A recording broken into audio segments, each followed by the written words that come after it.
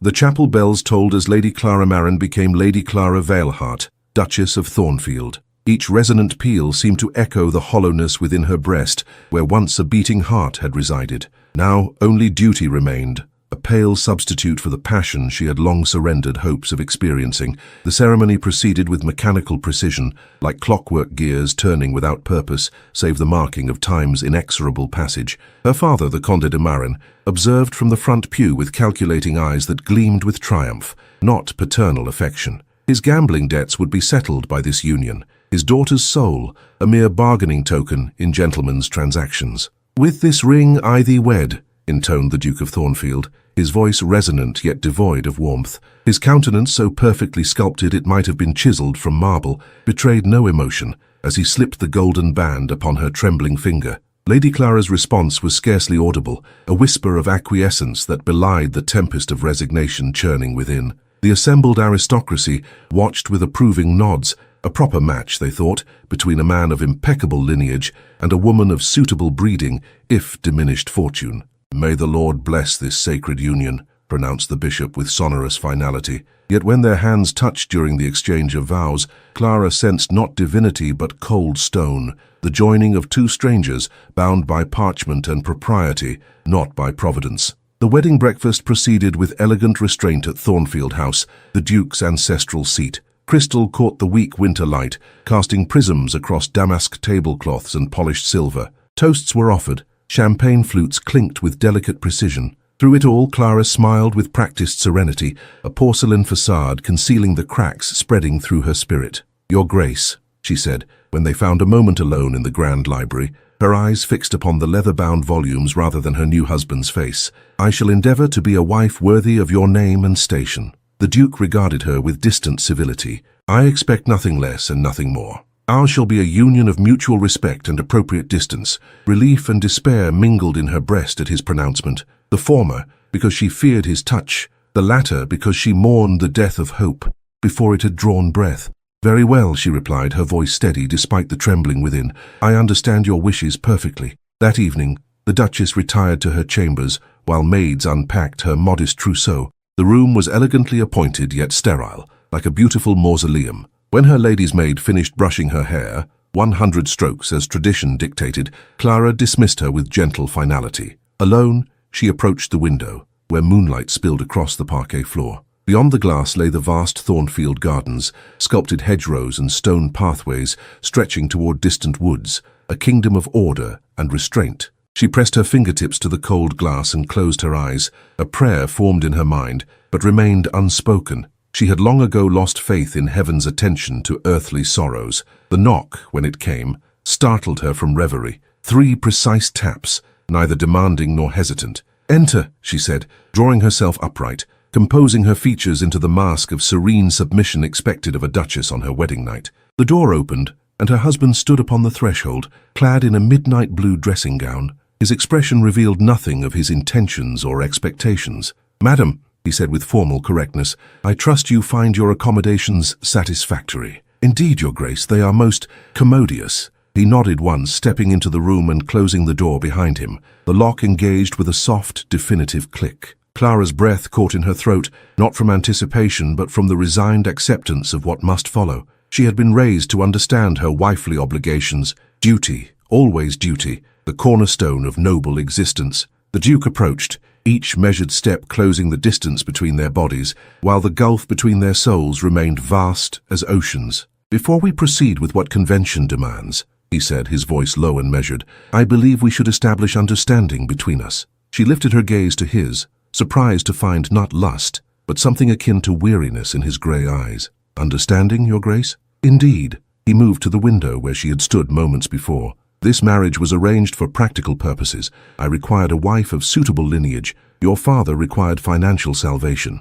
These facts need not be obscured between us." Clara nodded, unable to speak past the constriction in her throat. "What passes between us this night and hereafter shall be conducted with dignity and respect," he continued. "I do not expect passion where none exists, nor shall I demand displays of affection for public consumption beyond what propriety requires." The Duke turned, moonlight silvering his severe profile. "Have I made myself clear, madam?" "Perfectly clear, Your Grace." "Very well." He approached her once more, his expression inscrutable. "Shall we proceed with what custom dictates?" Clara lowered her eyes and nodded, her hands clasped before her to disguise their trembling. The candle on her nightstand guttered in a sudden draught, its flame wavering between light and darkness, just as her soul teetered between resignation and despair. Morning arrived with austere brilliance, winter sunlight streaming through frost-etched window panes. Clara awakened alone, the empty space beside her bearing only the faintest impression to suggest her husband had been present at all. The night had passed as he had promised, with dignity and distance, their bodies performing what duty demanded, while their spirits remained locked in separate chambers. She rose and rang for her lady's maid, assuming the mantle of Duchess with each precise motion. Breakfast would be served at 8. Household accounts would require review at 10. Calls from neighbouring estates might be expected by afternoon. Thus would her days proceed henceforth, measured in obligations rather than joys. When she descended the grand staircase, the Duke awaited her in the morning room, a newspaper held before him like a shield. He acknowledged her entrance with a slight inclination of his head. "Good morning, Your Grace," she offered, taking the chair opposite him at the breakfast table. "Indeed, I trust you slept well." His inquiry was posed with perfect politeness, devoid of genuine curiosity. "Quite well, thank you." Silence descended between them, broken only by the delicate clink of silver against porcelain. Clara buttered a piece of toast with methodical precision, though her appetite had abandoned her entirely. "I shall be occupied with estate business until dinner," he informed her, folding his newspaper with crisp movements. "You may wish to familiarize yourself with the household in my absence. Mrs. Winters, the housekeeper, will assist you in understanding your duties as mistress of Thornfield. Of course I shall attend to it immediately." The Duke nodded, satisfied with her compliance. "Very good." He rose from the table, towering above her like a sentinel. "Until dinner, then." Left alone, Clara released a breath she hadn't realized she was holding. The weight of silence pressed upon her with greater force than any sound. She finished her tea, composed herself, and set about the business of becoming Duchess of Thornfield in more than name. The morning passed in a blur of introductions and inspections. Mrs. Winters, a stern-faced woman with eyes that missed nothing, guided her through the labyrinthine corridors of what was now her home, introducing her to an army of servants whose names blurred together in Clara's overwhelmed mind. "The East Wing hasn't been opened since the old Duchess passed," Mrs. Winters informed her as they traversed a particularly long gallery lined with ancestral portraits. "His Grace prefers not to disturb his mother's rooms." Clara nodded, noting how the housekeeper spoke of the previous Duchess with reverential tones. "I shall respect His Grace's wishes, naturally. The music room is through here," Mrs. Winters continued, opening a door that revealed a chamber bathed in dusty golden light. Clara stepped inside, her breath catching at the sight of a magnificent grand piano positioned beneath a tall window. Unbidden, her fingers twitched with memory and longing. "Do you play, Your Grace?" the housekeeper inquired, noting her reaction. "I did once," Clara replied softly, "many years ago. The old Duchess was quite accomplished. His Grace has kept the instrument tuned, though I cannot recall the last time anyone touched it." Clara approached the piano, drawn by some invisible thread of connection. She raised the fallboard with gentle hands, revealing ivory keys that gleamed with silent invitation. Without conscious thought, her fingers settled upon them, drawing forth a single perfect chord that resonated through the empty room. "I shall leave you to acquaint yourself further," Mrs. Winters said, withdrawing with a respectful curtsy. Alone in the music room, Clara allowed her fingers to whisper across the keys, coaxing forth fragments of melody she had composed in secret during her girlhood. The notes hung in the air like prayers, unspoken, yet deeply felt. She did not hear the door open, did not sense another presence until a floorboard creaked behind her. Her hands stilled instantly as she turned to find her husband standing in the doorway, his expression unreadable. "Your Grace," she said,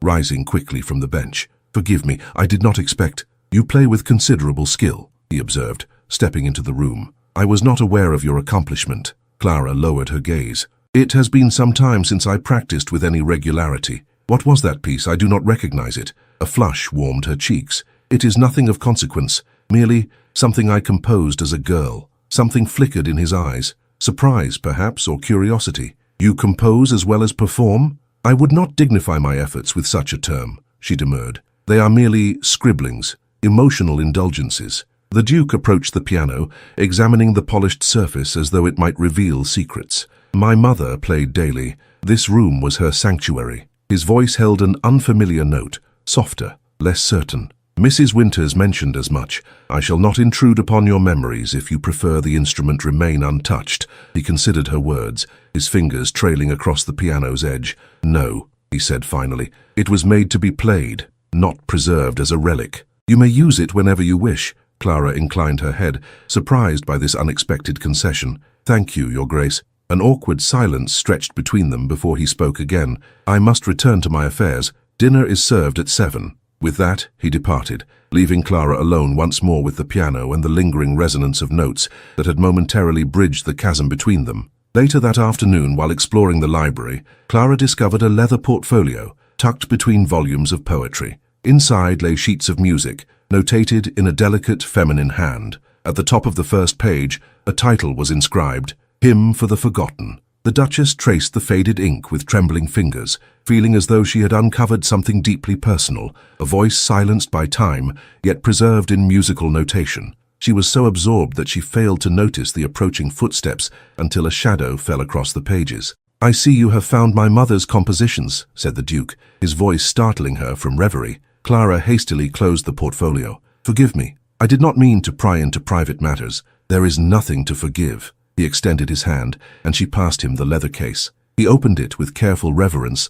his eyes scanning the notations. She worked on this piece during her final illness. It remained unfinished at her passing. Something in his tone, a subtle catch, barely perceptible, hinted at depths of feeling carefully concealed beneath his stoic exterior. It is titled, Hymn for the Forgotten, Clara observed softly. Indeed. The Duke closed the portfolio, his expression once again impenetrable. My mother believed music spoke truths that words could not express. Before Clara could respond, the library door opened to admit the butler. Pardon the interruption, Your Grace, but a messenger has arrived from London with urgent correspondence. The Duke nodded. Very well, I shall attend to it immediately. As he moved to depart, he hesitated, then placed the portfolio in Clara's hands. Perhaps you might consider completing it someday. It seems a pity to leave a voice half expressed. With that cryptic statement, he followed the butler from the room, leaving Clara clutching the unfinished hymn against her breast like a fragile bird. She opened it once more, studying the notations with newfound understanding.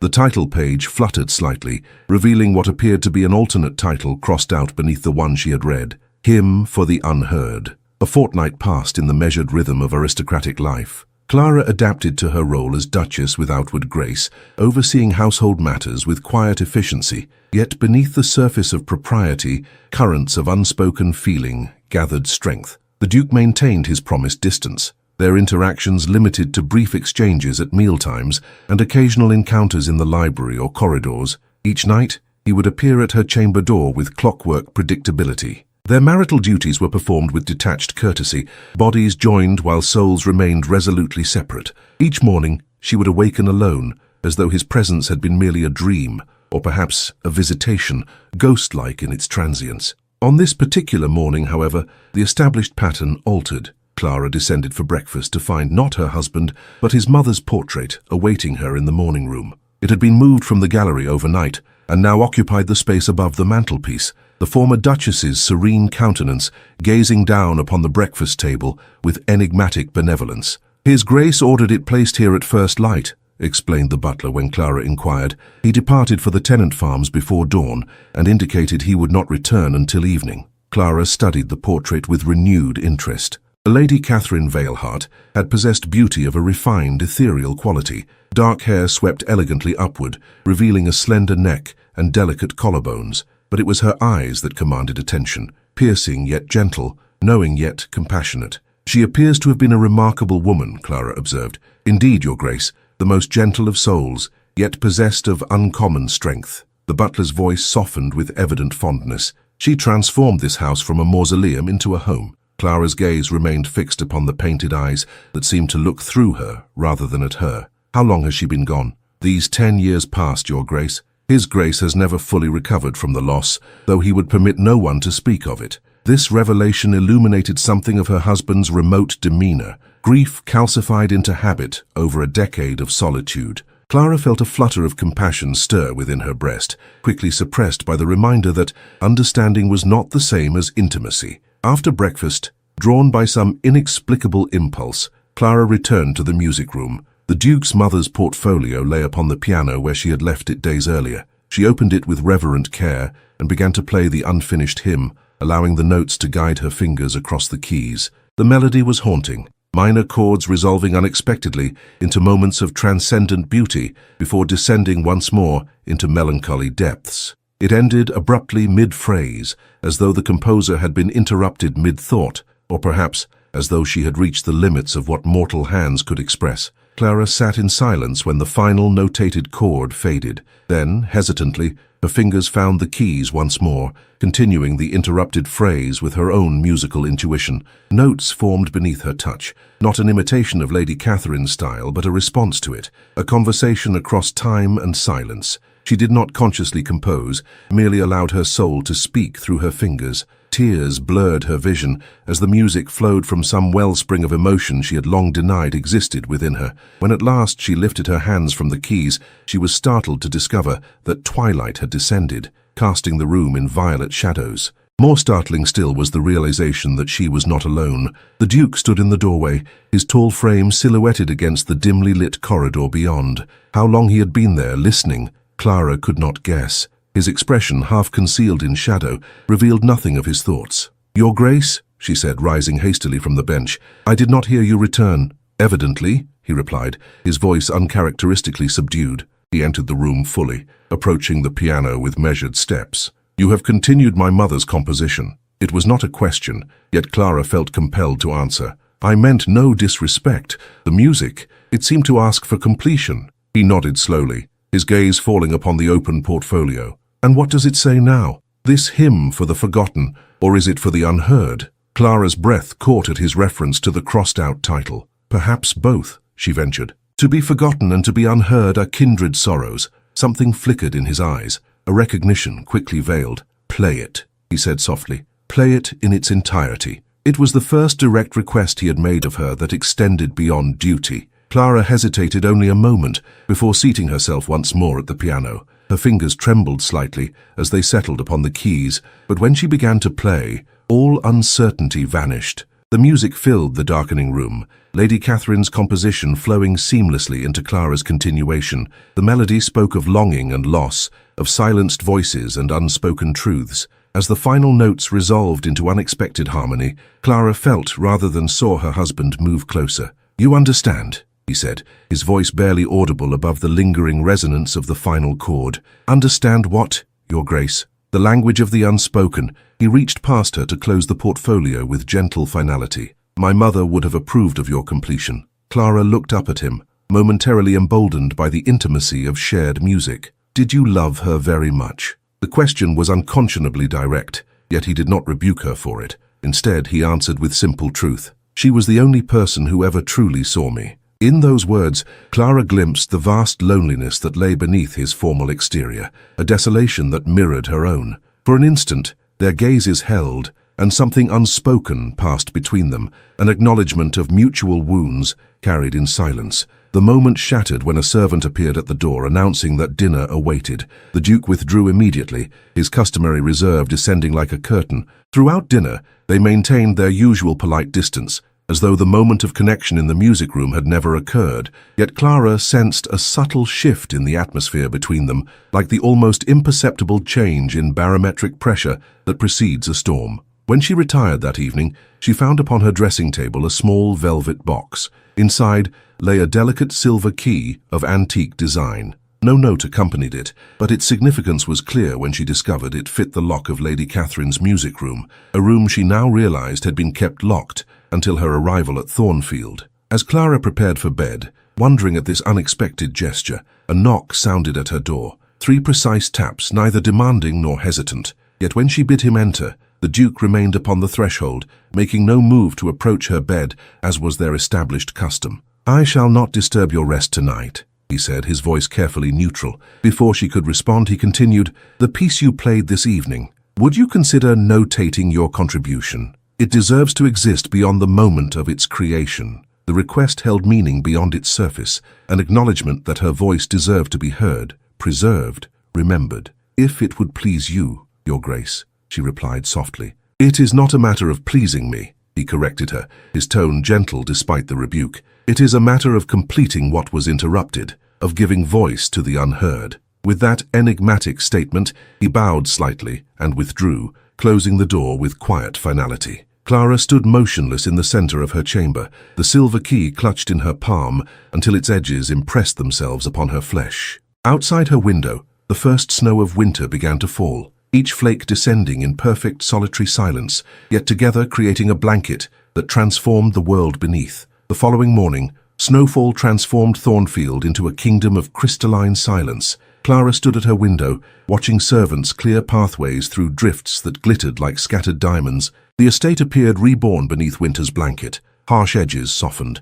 imperfections concealed beneath pristine white. She dressed with care, selecting a gown of dove grey that complemented her eyes. Since arriving at Thornfield, she had worn only subdued colours, as though subconsciously attempting to fade into the background of her husband's life. Today, however, she added a silver brooch, a small assertion of selfhood amid the obligations of her position. The Duke was absent from breakfast once more, having departed before dawn for business in the neighbouring village. Clara found herself oddly disappointed by his absence, though she quickly dismissed such feelings as foolish sentimentality born of their brief musical connection. After attending to household correspondence, she made her way to the music room, drawn by the silver key that now hung from a slender chain about her neck. The room awaited her like a confidant, sunlight streaming through tall windows to pool upon the polished floor. Clara seated herself at the piano and began the meticulous process of transcribing the continuation she had composed for Lady Catherine's unfinished hymn. Notes flowed from memory through her fingers and onto the page, a translation from ephemeral sound to permanent record. "You have a remarkable gift," said a voice from the doorway. Clara turned, startled to find not her husband but an elderly woman observing her with keen interest. The visitor's silver hair was arranged in an elegant coiffure, her black silk gown suggesting both wealth and mourning. "Forgive me," the woman continued, advancing into the room with the aid of an ebony walking stick. "I did not mean to intrude upon your solitude. I am Lady Thornfield, the Dowager Duchess and Gabriel's mother-in-law from his first marriage." Clara rose immediately, curtsying with respect. "Your Grace, I am honored to make your acquaintance." The Dowager Duchess smiled, her expression warming her austere features. "Please, my dear, we need not stand on such ceremony when alone. I have come to welcome you to Thornfield and to satisfy my curiosity about the woman my nephew has chosen." "Nephew?" Clara echoed, confusion evident in her tone. "Did he not explain? Gabriel became Duke of Thornfield through his marriage to my daughter Eleanor.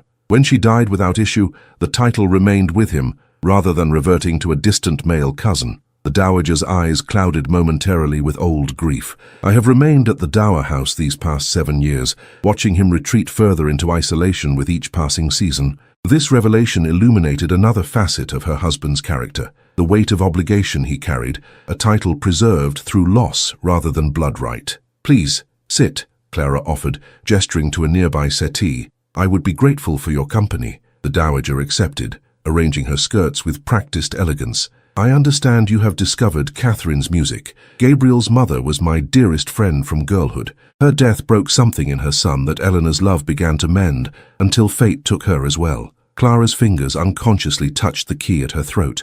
"I have been working to complete Lady Catherine's final composition." "Have you indeed?" The dowager's gaze sharpened with interest. "And does Gabriel know of this endeavour?" "It was at his suggestion that I undertake it." This answer seemed to please the older woman greatly. "Then perhaps there is hope after all. Gabriel has guarded his mother's music as jealously as a dragon its treasure. That he would entrust it to you speaks volumes about what he sees in you, whether he acknowledges it or not." Clara felt a flush warming her cheeks. "I fear you misinterpret his gesture, Your Grace.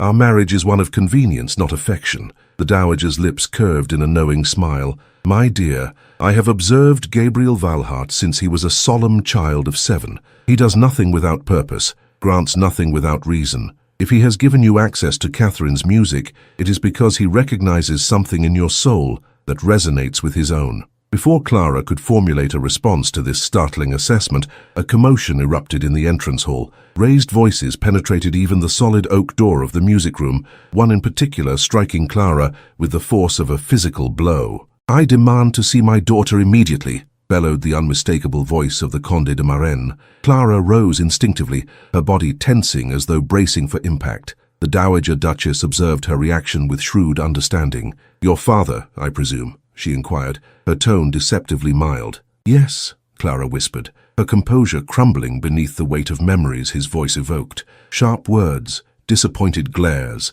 the constant reminder that she had failed to be the son he desired. "Then we shall meet him together," declared the dowager, rising with surprising vigor for one of her years. "No one terrorizes a Thornfield bride while I draw breath." Clara had no opportunity to protest this declaration before the music room door burst open to admit her father. The Conde had aged noticeably in the month since she had last seen him, his once handsome features now ravaged by dissipation and anger. His travelling clothes bore evidence of haste and carelessness, his eyes bloodshot from drink or sleeplessness, perhaps both. "There you are," he spat, glaring at Clara with undisguised contempt. "Playing at being Duchess, while your family faces ruin." Clara's throat constricted, familiar shame flooding her veins like poison. "Father, may I present Lady Thornfield, the Dowager Duchess?" "I care nothing for introductions," he interrupted, advancing into the room with predatory intent. "I have come about the quarterly allowance your husband promised as part of your marriage settlement. It has not been paid."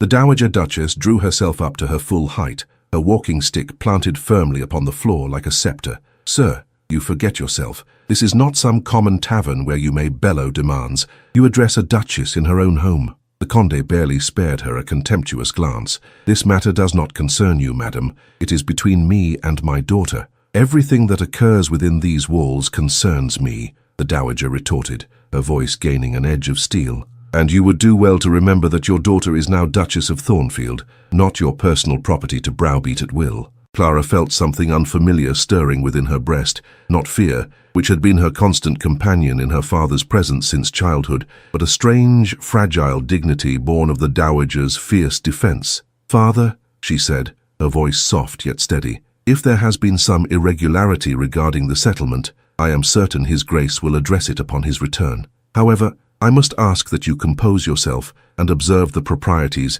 due to this house and its mistress." The Conde's face darkened with rage. "You dare to lecture me on propriety? You who have failed in every filial duty? Your mother would be ashamed to see what you have become, a cold, ungrateful creature who abandons her family at the first opportunity." Each word struck like a physical blow, yet Clara remained standing, her fingers curled into her palms until nails bit flesh. "That is untrue," she whispered. "I have never abandoned my duty, even when it required sacrificing my own happiness." "Happiness?" he scoffed. "What right have you to happiness when your family suffers? Your brother requires funds to secure his commission. Your sister's dowry must be increased if she is to make a suitable match. Yet you live in luxury while we face ruin." The brother who had tormented her throughout childhood, the sister who had delighted in spreading malicious gossip that damaged Clara's reputation in society. Neither had ever shown her kindness, yet their welfare remained her responsibility, according to her father's twisted logic. Before Clara could respond, the music room door opened once more to reveal the Duke himself,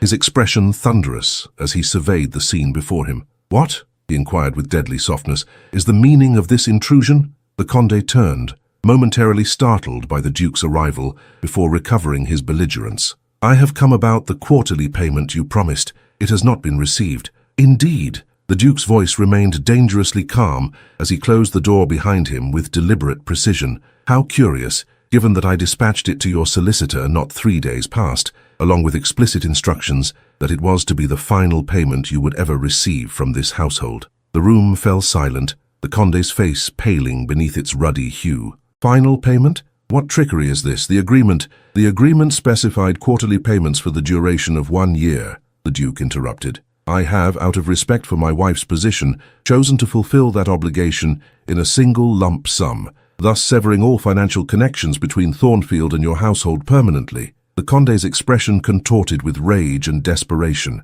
"You cannot do this. My daughter has obligations to her family that supersede even her marital vows." "On the contrary," replied the Duke, advancing into the room with measured steps. "Upon becoming my wife, Lady Clara's primary obligation transferred to me and to this household. I will not have her peace disturbed by your endless demands." He turned to Clara, his gaze softening almost imperceptibly. "Are you well, madam?" The simple inquiry, devoid of his usual formality, unleashed something within Clara's breast, a flutter of unexpected warmth. "Yes, your grace. The Dowager Duchess has been most kind." The Duke acknowledged his aunt with a respectful nod, before returning his attention to the Conde. "Sir, your carriage awaits. I suggest you make use of it before I am forced to have you removed bodily from these premises." "This is not the end of this matter," the Conde hissed, backing toward the door, his gaze fixed upon Clara with malevolent promise. "Remember who you are and where you come from, daughter. You cannot escape your blood or your obligations, no matter how grand your new title." When he had gone, silence descended upon the music room, broken only by the crackling of the fire in the grate. The Dowager Duchess was the first to speak. "Well," she said briskly, "I believe tea is in order after such unpleasantness. Shall we adjourn to the drawing room?" Clara could only nod, her composure maintained by the thinnest thread of will. As they moved toward the door, the Duke's hand lightly touched her elbow. A fleeting contact, yet it steadied her more effectively than any words of comfort could have done. "You need never see him again," he said quietly, for her ears alone. "I give you my word." In that moment, something shifted between them. A key turning in a lock long thought rusted shut. January deepened, enfolding Thornfield in ever more elaborate manifestations of winter's artistry. Frost etched delicate patterns across window panes, icicles hung like crystal daggers from eaves, snow piled in sculptural drifts against ancient stone walls. Inside, fires blazed in grand hearths, casting flickering light across polished floors and burnished wood. Clara found herself settling into an unexpected rhythm within her marriage. The Duke no longer visited her chamber at night, their brief physical connection apparently deemed sufficient for propriety's sake. Instead, they established a different, more meaningful communion. Hours spent in the library or music room, often in silence, yet a silence that gradually transformed from awkward to companionable. She continued working on the completion of Lady Catherine's hymn, sometimes aware of her husband's presence as he stood by the window, listening with an intensity that suggested he heard far more than mere notes. On rare occasions, he would offer a suggestion, perhaps a minor seventh there, or the phrase might resolve more naturally if, revealing a musical knowledge that surprised and intrigued her. The Dowager Duchess became a regular visitor, bringing warmth and wisdom to the great house. From her, Clara learned the history of Thornfield and its inhabitants, stories of Lady Catherine's kindness and intelligence, of the Duke's childhood solemnity and unexpected flashes of humour, of his first wife's gentle spirit and untimely death. "Eleanor was consumptive from childhood," the Dowager confided during one afternoon visit. "We all knew her time with us would be brief. Gabriel married her, knowing he would become her nurse as much as her husband. He never complained, never faltered in his devotion, even when the illness rendered her unrecognizable at the end." This revelation illuminated another facet of the Duke's character, his capacity for steadfast loyalty, for bearing burdens without complaint. Clara found herself viewing him with growing admiration, seeing strength rather than coldness in his reserve. On this particular evening, Clara sat in the library, attempting to lose herself in a volume of poetry. The Duke had departed that morning for London on urgent business, leaving the great house feeling strangely empty, despite its many servants and vast dimensions. She had grown accustomed to his presence, she realized, the sound of his footsteps in the corridor, the rustle of pages turning as he read in his chair by the fire, the occasional glance that met hers across a room with increasing warmth. A discreet knock interrupted her reverie. "Enter," she called, expecting Mrs. Winters with some household matter requiring attention. Instead, the butler appeared, bearing a silver salver upon which rested a letter sealed with unfamiliar wax. "This arrived by special messenger, Your Grace." Clara accepted the missive with a murmured thanks. The handwriting was unknown to her, the seal bearing no recognizable crest. Breaking it open, she unfolded the single sheet within and began to read. With each word, her blood ran colder, her fingers clutching the paper until it crumpled beneath her grasp. The letter contained no signature, yet its message was devastatingly clear. Detailed allegations regarding her father's disreputable activities, including gambling debts, associations with known criminals, and most damning of all, fraudulent manipulation of the marriage settlement between herself and the Duke. "Your husband is not the first nobleman to purchase you," the letter concluded with vicious clarity. "Ask him what truly became of his first wife's fortune and why he required yours to replace it." Clara sat motionless, the letter trembling in her grasp as she struggled to make sense of its implications. Was this merely malicious gossip designed to create discord in her marriage? Or could there be truth hidden within the venomous words? She recalled her father's unexpected appearance, his rage at learning the settlement had been paid in full. Had there been something more behind his anger than simple greed? And the Duke's insistence on severing all financial ties with her family, had that been protective of her or self-serving? The questions multiplied like shadows at dusk, each one darker than the last. Clara returned the letter to its envelope with hands that had grown steadier with resolution. She would not allow anonymous poison to undermine the fragile trust. growing between herself and her husband. When he returned from London, she would show him the letter and observe his reaction with clear eyes. Having reached this decision, she moved to place the envelope in her writing desk, only to discover a second letter had arrived during her daily activities and been placed there by a well-meaning maid. This one bore her father's unmistakable seal. With considerable trepidation, she opened it, finding within a document of legal terminology that, upon careful reading, revealed itself to be a draft of the original marriage settlement between herself and the Duke. Certain passages were underlined in her father's aggressive hand, with annotations suggesting the Duke had altered terms after signing but before execution of the agreement. If true, it would constitute fraud, a crime that could ruin her husband's reputation and possibly lead to criminal charges. Yet why would her father provide evidence that implicated himself as well? The answer came in a brief note accompanying the document. Destroy the original agreement in your husband's possession, replace it with this amended version, and the quarterly payments will continue as promised. Refuse, and I shall be forced to reveal the Duke's perfidy to the authorities, bringing scandal upon us all. Blackmail. Her father was attempting to blackmail her into betraying her husband. Clara's breath came in shallow gasps as the full implications clarified in her mind. This was the true reason behind his unexpected visit. His rage at learning the settlement had been paid in full. Without the leverage of ongoing payments, he had resorted to this desperate gambit. But was there truth to his allegations? Had the Duke indeed altered their marriage settlement fraudulently, and if so, for what purpose? Clara carefully refolded both letters and secured them in a hidden compartment of her writing desk. The peaceful rhythm of her days at Thornfield now seemed a naive illusion, shattered by these twin revelations. Trust, so tentatively established between herself and her husband, hung by a thread that these accusations threatened to sever. The library door opened without warning, startling Clara from her troubled reverie. The Duke himself stood upon the threshold, his tall frame silhouetted against the corridor beyond. "Your Grace," she gasped, rising quickly from her seat. "I did not expect your return until tomorrow at earliest." "My business concluded more expeditiously than anticipated," he replied, studying her with unexpected intensity. "You are disturbed. Has something occurred during my absence?" His perceptiveness was unsettling. Had her composure grown so transparent to his gaze? Clara hesitated,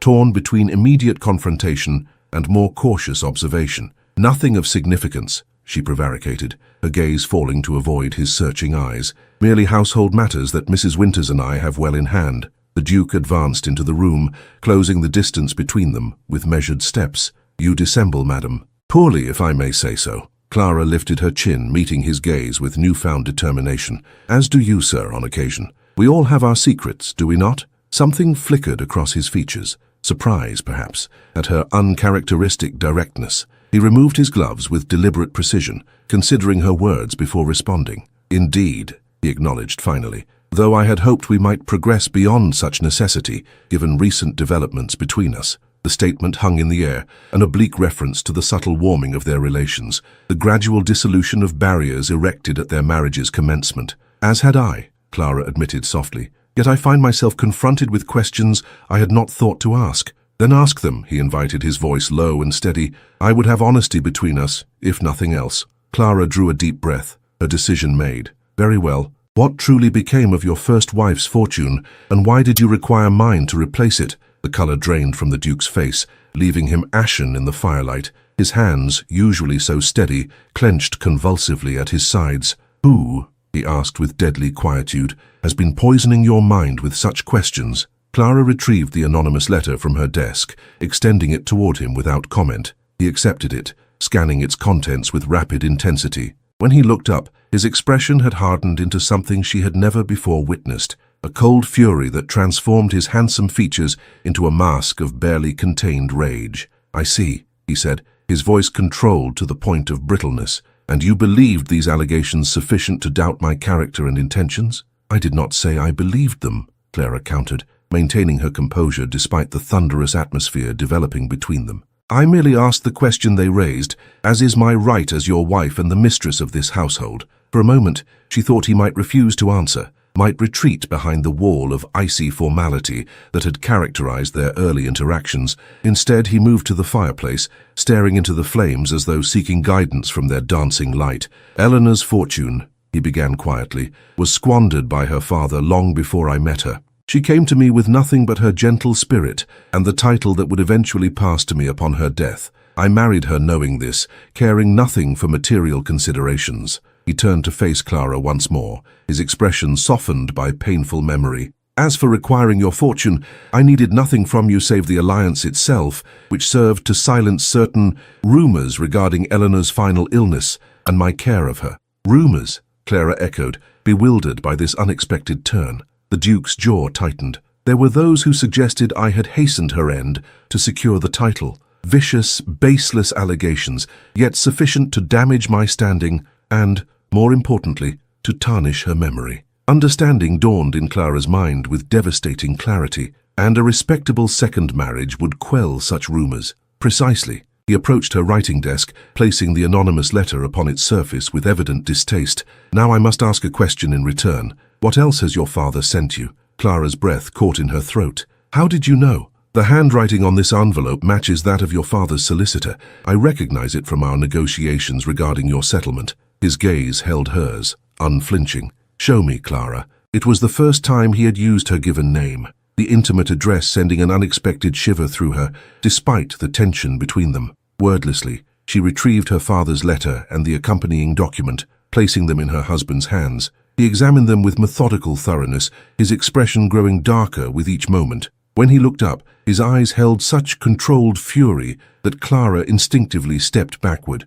"Your father," he said with deadly precision, "is attempting to manipulate you into committing a crime on his behalf. This document is a forgery, created to suggest I altered our original agreement. Had you substituted it as he demanded, both you and I would have been vulnerable to his perpetual extortion." Relief flooded Clara's veins, followed immediately by shame at having harbored even momentary doubts regarding her husband's integrity. "I would never have complied with his demands," she assured him softly. "I merely sought to understand the truth before approaching you." The Duke's expression softened marginally. "And now that you have it? Now I know with certainty what I have long suspected, that my father's concern extends only to his own interests, never to mine." She moved to the fireplace, adding quietly, "And I know that I have wronged you by entertaining doubts regarding your character, however briefly." He followed her to the hearth, close enough that she could sense his presence without turning. "You have not wronged me, Clara. Caution is wisdom when one has been raised amidst deception."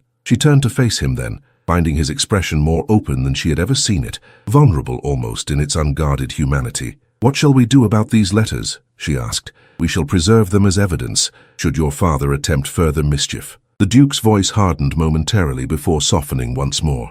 "And then, with your permission, I should like to return to the progress we were making before these unpleasantries intruded upon our peace." Clara felt warmth spreading through her chest at his words, not the heat of passion, but the gentler glow of deepening connection. "I should like that as well," she admitted. He extended his hand toward her, a simple gesture, yet laden with significance. After a moment's hesitation, Clara placed her own within it, feeling the warmth of his flesh against her fingers like a promise. "I have brought something for you from London," he said, leading her from the library toward the music room. "A small token that I hope might please you."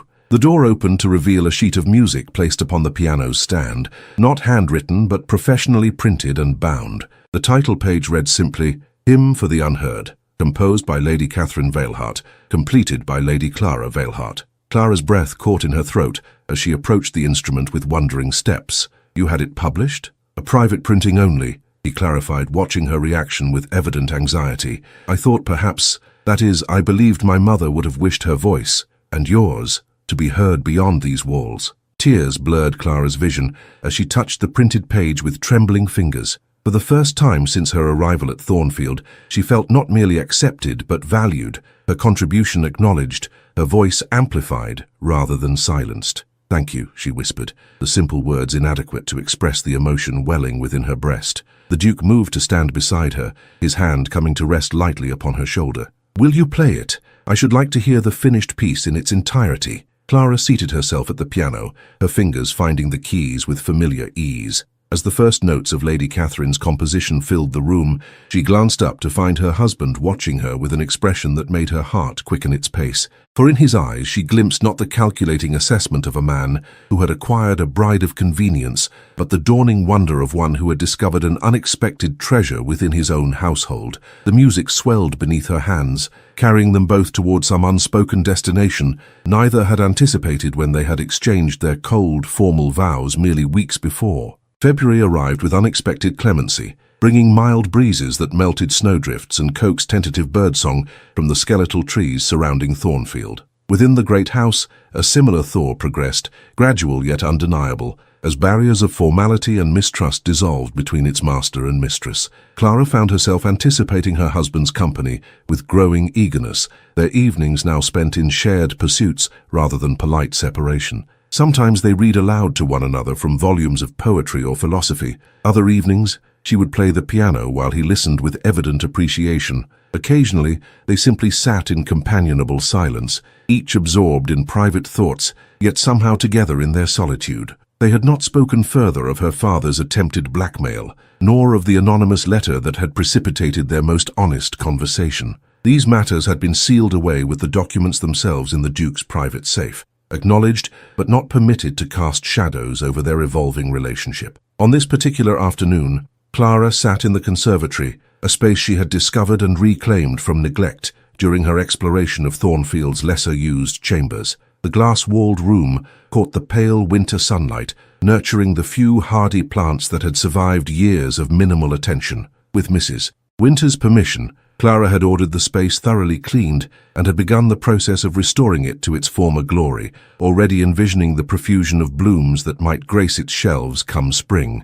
"You have worked wonders here," observed the Dowager Duchess, who had arrived for her customary afternoon visit and accompanied Clara on her rounds of the estate. Catherine adored this room. She would spend hours tending her exotic specimens, orchids from India, ferns from the Americas. After her passing, Gabriel could not bear to enter it. Clara's hands stilled in the act of pruning a leggy geranium. "Perhaps I should not have presumed." "Nonsense," interrupted the Dowager briskly. "The living must reclaim spaces from grief, or homes become mausoleums. Gabriel understands this, even if he cannot yet articulate it." They worked together in comfortable silence for some minutes, the Dowager seated on a wrought-iron bench, while Clara continued her gentle renovation of the neglected plants. "He watches you, you know," the older woman remarked casually, adjusting her shawl against the slight chill. "When you are occupied elsewhere, playing the piano, reading in the library, overseeing the household, I have not seen such attention in his gaze since Eleanor." Clara felt warmth rising to her cheeks, her hands suddenly unsteady as she clipped a withered stem. "You mistake his interest, Your Grace. The Duke merely observes my management of his household, ensuring I perform my duties adequately." "My dear," the Dowager replied with gentle amusement, "I have observed men watching women for nearly 7 decades. I know the difference between assessment and admiration. Gabriel looks at you as one who has discovered an unexpected oasis after years of traversing desert wastes." Before Clara could formulate a response to this startling declaration, the conservatory door opened to admit the subject of their discussion. The Duke paused upon the threshold, his gaze taking in the transformed space with evident surprise. "Aunt Margaret," he acknowledged the Dowager with a respectful nod, before turning his attention to Clara. "I was informed I might find you here." "Your wife has performed miracles," declared the Dowager, rising from her seat with the aid of her walking stick. "Catherine's sanctuary lives once more." The Duke's expression flickered with complex emotion as he surveyed the rejuvenated space. "Indeed," he murmured, "I had not expected to see life return to what grief had claimed," the Dowager suggested softly. "That is the natural order of things, nephew. Death yields eventually to renewal, always." A charged silence followed this philosophical observation, broken when the Dowager announced her intention to take tea in the drawing-room. "You will both join me shortly, I trust," she added, her tone making it less request than command. When she had departed, closing the conservatory door behind her with deliberate finality, Clara and the Duke found themselves alone amid the greenery and watery sunlight. "I hope I have not presumed too greatly in restoring this space," Clara ventured, suddenly anxious that she had trespassed upon sacred memory. The Duke approached slowly, his gaze travelling from the pruned plants to the cleaned glass panes, through which afternoon light streamed in misty radiance. "On the contrary," he replied, his voice unusually gentle. You have reminded me that beauty need not be abandoned to decay merely because its original cultivator is gone. He reached out to touch a fragile fern frond, his fingers surprisingly delicate for a man of his stature. My mother would be pleased, he added softly. She always said gardens were proof of hope. One plants without certainty that one will live to see the bloom. Clara watched his profile, struck by the vulnerability evident in his expression, a softening of the stern features she had first encountered upon their wedding day. I found sketches, she admitted, in a portfolio beneath the potting bench, plans for spring plantings, drawings of arrangements. I thought perhaps when the weather warms fully, you would recreate her vision, he asked, turning to regard her with intensity that made her breath catch. Not recreate, Clara corrected gently. Continue. As with the hymn, some voices deserve to be carried forward, not merely commemorated. Something shifted in his gaze, a recognition, perhaps, or a decision reached after long deliberation. You understand preservation without stagnation, he observed. It is a rare wisdom. Clara felt warmth blooming within her breast at this unexpected praise.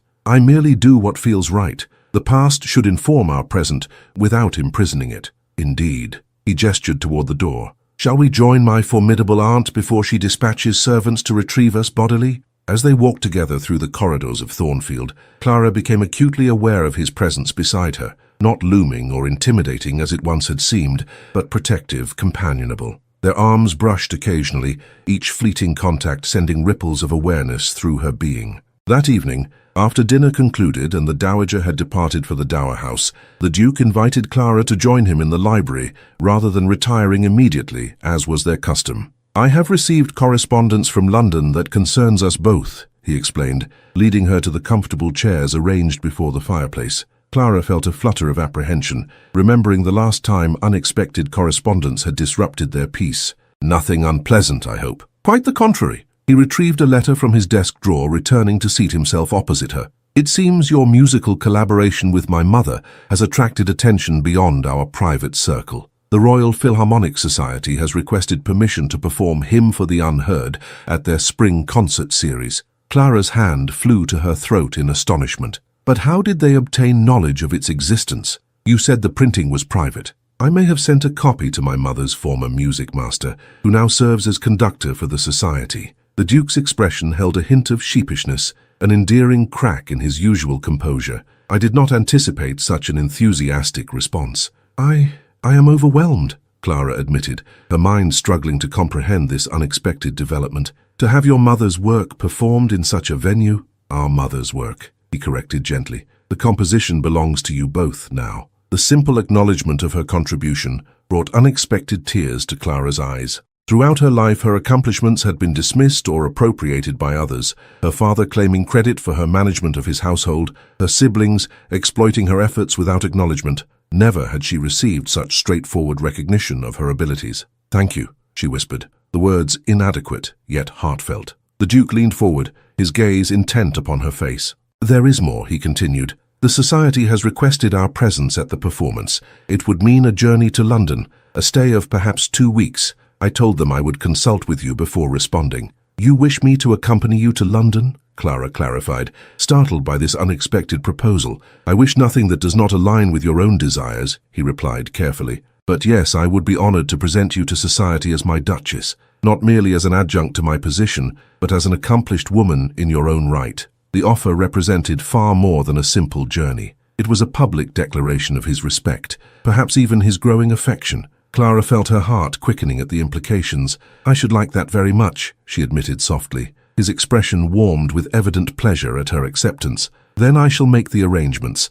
We will depart at month's end, when travelling conditions improve further. They sat in comfortable silence for several moments, the fire crackling gently in the grate, casting flickering shadows across the book-lined walls. Clara found herself studying her husband's profile, the strong line of his jaw, the thoughtful set of his mouth, the occasional reflection of firelight in his eyes.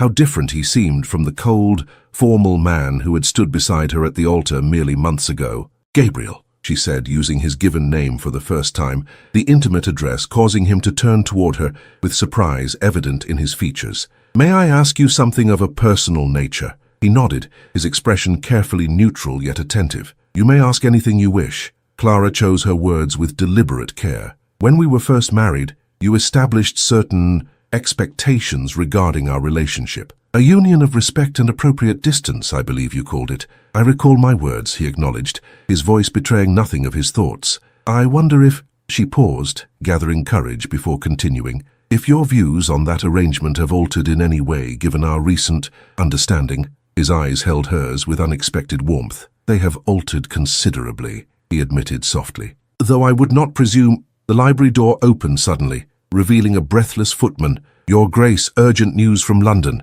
The footman's appearance cast a pall over what had promised to be a moment of profound connection between Clara and her husband. The Duke rose immediately, his features composing themselves into the mask of aristocratic control she had once found so intimidating. Speak, he commanded, accepting the sealed letter the servant extended with trembling hands.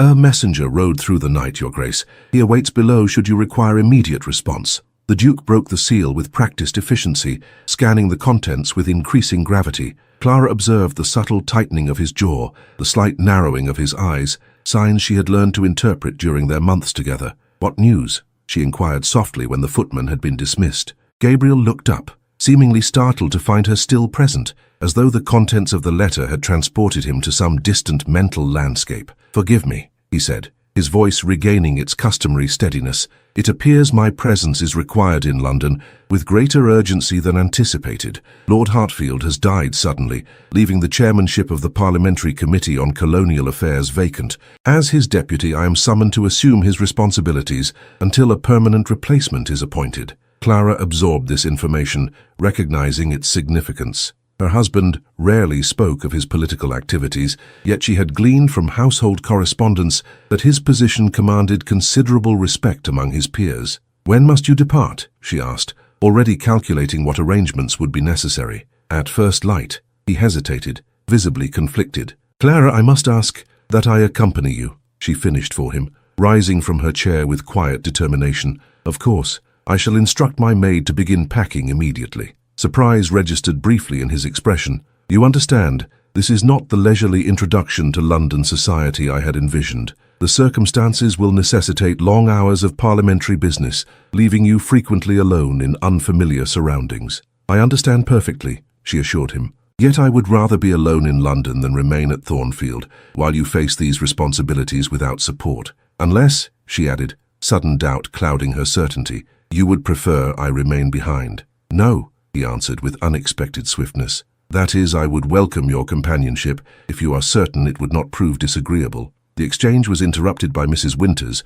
who appeared at the library door with her customary efficiency. Forgive the intrusion, Your Grace, but cook requires instructions regarding tomorrow's meals given the late hour. Clara turned to her husband with newfound confidence. If you will excuse me, I shall see to the household arrangements for our departure. There is much to be done before morning. He inclined his head, something like admiration warming his gaze. As always, I defer to your superior management of domestic matters. The night passed in a flurry of activity, trunks packed, servants instructed, arrangements made for the estate's management during their absence. Clara moved through these tasks with practiced competence, finding unexpected pleasure in applying her organizational skills to a purpose that united rather than separated her from her husband. Dawn found them departing Thornfield in the Duke's well-appointed travelling carriage, the pale winter sun just beginning to gild the eastern horizon. Clara watched the great house recede in the distance, struck by how differently she regarded it now, compared to her arrival as a nervous bride. What had once seemed an imposing prison had somehow transformed into a sanctuary. She was reluctant to leave. We shall return within the month, Gabriel remarked, noting her backward glance. Sooner, if parliamentary business permits. Clara turned to him with a small smile. I was merely reflecting on how one's perception of a place can change with time and experience. Indeed, his gaze held hers with unexpected warmth, and not only places, but people as well. The journey to London required 2 days of travel, with an overnight stay at a coaching inn of superior quality. Clara had never ventured beyond the confines of her father's modest country estate and the neighbouring village. Each mile brought new sights that she observed with quiet wonderment. Gabriel proved an attentive travelling companion, pointing out landmarks of historical significance and sharing childhood memories of journeys taken alongside his mother. These glimpses into his early years revealed a vulnerability beneath his formal exterior that endeared him to Clara in ways she had not anticipated.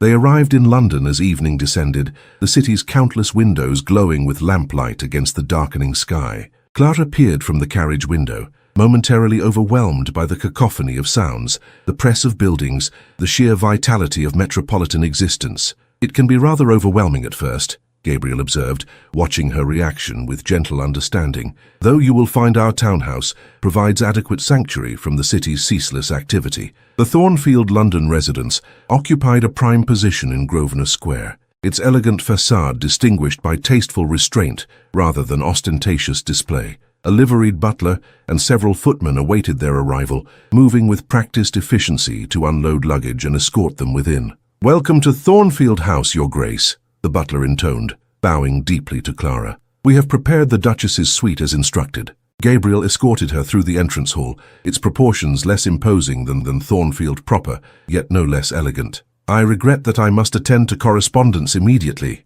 he explained as they climbed the main staircase. "Parliamentary matters wait for no man, it seems. Will you be comfortable retiring without company this evening?" "Of course," Clara assured him, concealing her disappointment beneath practiced composure. "You must attend to your responsibilities without concern for my entertainment." He paused at the top of the stairs, regarding her with an expression that suggested he saw through her polite acquiescence. "Perhaps," he ventured, "you might join me in the study after you have refreshed yourself. The business is tedious, but your presence would make it considerably less so." The invitation, tentative yet sincere, warmed Clara's heart more than any grand gesture could have done. "I should like that very much," she replied softly. Her suite of rooms proved elegant without ostentation, decorated in soothing shades of blue and silver. A pianoforte occupied one corner, a thoughtful inclusion that suggested Gabriel had anticipated her preferences. Clara allowed her maid to assist with changing into a simple evening gown before dismissing her for the night. When she descended to the study, she found Gabriel seated at a massive desk, papers spread before him in organized disarray. He looked up at her entrance, his features softening from concentration into welcome. "Forgive the chaos," he said, gesturing to the documents. Lord Hartfield's affairs were not maintained with particular system. Clara moved to stand beside him, surveying the jumble of correspondence, reports, and parliamentary notes. "Perhaps I might assist? I have some experience organizing household accounts and correspondence." He regarded her with surprise that quickly transformed into thoughtful consideration. "These are not mere household matters, but affairs of state that many would consider beyond a woman's proper sphere." "And what do you consider my proper sphere?" she inquired, a gentle challenge in her tone. A smile, rare and transformative, briefly illuminated his features. "Increasingly I find myself unable to discern its boundaries. Very well. If you are willing, I would welcome your assistance." Thus began an unexpected partnership. As Gabriel explained the committee's function and challenges, Clara applied her organizational skills to imposing order upon chaos. Hours passed in comfortable collaboration, punctuated by occasional discoveries that prompted discussion, or even, surprisingly, laughter. "How is it possible," Gabriel remarked as midnight approached, "that we have accomplished more in one evening than I anticipated achieving in 3 days? Perhaps because you have been laboring under the misapprehension that political affairs require entirely different skills than household management," Clara suggested, arranging a final stack of correspondence by date and urgency. "In truth, both require attention to detail, systematic thinking, and diplomatic consideration of competing interests." He leaned back in his chair, regarding her with undisguised admiration. "You continue to surprise me, Clara Valhart." The use of her married name, spoken with such evident respect, sent warmth spreading through her chest. "Is that a desirable quality in a duchess?" she inquired lightly. "In a duchess? Perhaps not traditionally," his voice lowered, intimate in the lamp-lit study. "In a wife I find it increasingly essential." The distinction between her title and her more personal relationship to him hung in the air between them, pregnant with implication. Before Clara could formulate a response, the mantel clock chimed midnight, breaking the moment's spell. "It grows late," Gabriel observed, rising from his desk with evident reluctance. "You must be exhausted from our journey." "A little," Clara admitted, though in truth she had never felt more vibrantly alive than in these hours of shared purpose. He escorted her to the foot of the stairs, pausing there with uncharacteristic hesitation. "Thank you," he said finally, "for your assistance tonight, and for accompanying me to London on such short notice. I am your wife," she replied simply. "Where else would I be but at your side?" The words emerged without calculation, a truth she had not fully recognized until its utterance. Gabriel's expression softened, his gaze holding hers with newfound intensity. "Good night, Clara," he said softly, lifting her hand to his lips in a gesture more tender than formal. "Good night, Gabriel." As Clara ascended the stairs to her suite, she realized with startling clarity that something fundamental had shifted between them. The marriage of convenience, the union of respect and appropriate distance, had begun to transform into something neither had anticipated, a true partnership of minds, and perhaps of hearts as well. Outside her window, London's vast expanse glittered with countless lights, a constellation of human endeavor spread beneath the night sky. Clara stood watching for long moments, feeling as though she stood upon the threshold of some new understanding of herself, of her husband, of the possibilities that lay before them. The soft knock at her chamber door startled her from reverie. "Enter," she called, expecting her lady's maid returning to assist with preparations for bed. Instead, Gabriel himself appeared, still fully dressed, his expression a complex mixture of determination and uncertainty. "Forgive the intrusion," he began, remaining upon the threshold. "But there is a matter I failed to address earlier, and I find I cannot rest until it is resolved." Clara moved toward him, concern evident in her features. "What troubles you at this late hour?" "Not trouble," he corrected quickly. "Rather an unfinished conversation." He drew a deep breath, as though gathering courage for some momentous declaration. "Earlier this evening in the library at Thornfield, you asked if my views regarding our arrangement had altered." Clara felt her heart quicken its pace, remembering the moment of connection that had been interrupted. "I did. I gave you no proper answer then. I should like to remedy that omission now if you are willing to hear me." She nodded, unable to trust her voice as hope and apprehension mingled in her breast. "When we wed," Gabriel continued, his voice low and measured, "I believed myself incapable of genuine connection. Eleanor's death had convinced me that emotional entanglement brought only pain. I sought in you a suitable partner who would maintain appropriate distance. A colleague in the business of maintaining Thornfield and its legacy, nothing more." He stepped fully into the room, closing the door behind him with quiet deliberation. "I was wrong, Clara. Profoundly, incomprehensibly wrong. In seeking to protect myself from further loss, I nearly overlooked the possibility of finding something I had never truly experienced before." "And what is that?" she whispered, scarcely daring to breathe. "Partnership," he answered simply. "Not merely in domestic matters or social obligations, but in understanding, in purpose, in vision for what life might become." He moved closer, close enough that she could discern the subtle scent of sandalwood that always accompanied him, could see the flickering lamplight reflected in his eyes. "I do not presume to speak of love," he continued carefully. "Such declarations would be premature, perhaps unwelcome, but I would ask if you might consider allowing our arrangement to evolve beyond its original parameters." Clara regarded him steadily, finding courage in his vulnerability. "I have long since ceased viewing our marriage as merely an arrangement, Gabriel. The question is whether you are prepared to do the same." "I am," he affirmed without hesitation, "though I cannot promise I will navigate this uncharted territory without missteps. Emotional openness does not come naturally to me after so many years of studied reserve." A smile, genuine and unguarded, curved Clara's lips. "Then we shall learn together, each making allowances for the other's uncertainties." Gabriel reached for her hand, enfolding it within his own with exquisite gentleness. "I would like that very much." The simple contact, freely offered and accepted, seemed to seal some unspoken covenant between them. Clara felt the last vestiges of guardedness dissolving, replaced by tentative yet unmistakable hope for what their future might hold. "It grows late," Gabriel observed reluctantly. "I should let you rest." "Yes," Clara agreed, though every fiber of her being wished to prolong this moment of newfound understanding. "Tomorrow brings many responsibilities." He raised her hand to his lips once more, the gesture transformed from formal courtesy to genuine affection. "Until morning, then." As the door closed behind him, Clara pressed her fingers to her lips, preserving the warmth of his touch. Outside her window, the first hint of dawn lightened the eastern sky, a fitting symbol, she thought, for the new day dawning in their marriage as well. London's parliamentary session began with appropriate pomp and circumstance, drawing the empire's political elite into its ritualized proceedings. Clara observed from the ladies' gallery, watching as Gabriel assumed his temporary position with the gravity and assurance she had come to expect of him. Though she had limited understanding of political nuance, she could discern from the respectful attention accorded his remarks that her husband commanded significant influence among his peers. The days that followed established a pattern unlike anything Clara had experienced in her previous existence. Mornings found her overseeing the London household, while Gabriel attended parliamentary sessions.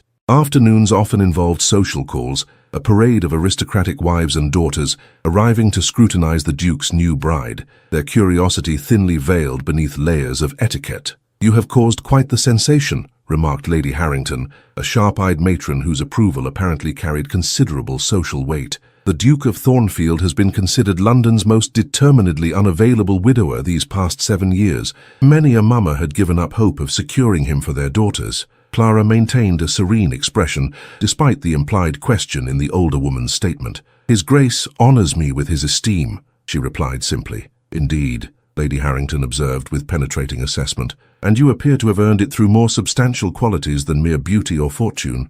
How refreshing." Each evening, Clara and Gabriel would retire to his study, where they continued their collaborative approach to organizing the committee's business. These hours became the highlight of Clara's days. Comfortable silences, interspersed with substantive conversation, occasional touches that lingered longer than propriety strictly dictated, shared smiles that held growing warmth. On this particular evening, a formal diplomatic reception required the Duke and Duchess's attendance. Clara prepared with unusual care, her lady's maid arranging her hair in an elegant coiffure adorned with a simple strand of pearls, a gift from Gabriel that morning, presented with uncharacteristic shyness. "They were my mother's," he had explained, as she examined the lustrous spheres with wondering fingers. "I believe she would have approved of their new owner." Now, as Clara descended the main staircase in a gown of silver-blue silk that complemented her eyes, she found Gabriel awaiting her in the entrance hall, resplendent in formal evening attire. His expression as he beheld her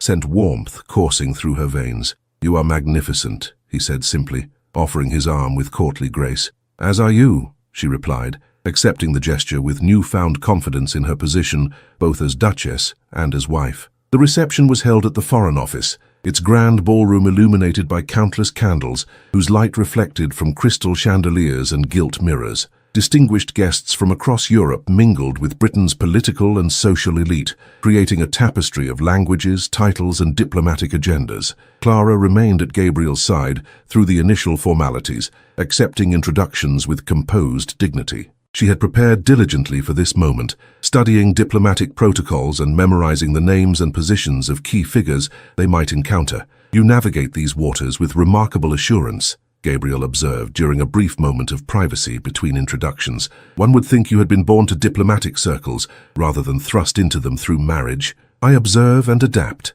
Clara replied with a modest smile, "though I confess I find the undercurrents of political alliance and rivalry rather similar to the social maneuverings of country neighborhoods, merely conducted on a grander scale." His laugh, a rare, rich sound that still surprised her when she managed to elicit it, drew curious glances from nearby guests unaccustomed to seeing the famously reserved Duke displaying such unguarded pleasure. "Lady Thornfield," interrupted a silky voice behind them, "how delightful to make your acquaintance at last." Clara turned to find herself facing a woman of striking beauty, dark-haired, alabaster-skinned, with eyes of unusual amber hue. Something in Gabriel's sudden tension alerted her that this encounter held significance beyond mere social pleasantry. "Lady Montrose," Gabriel acknowledged with formal correctness.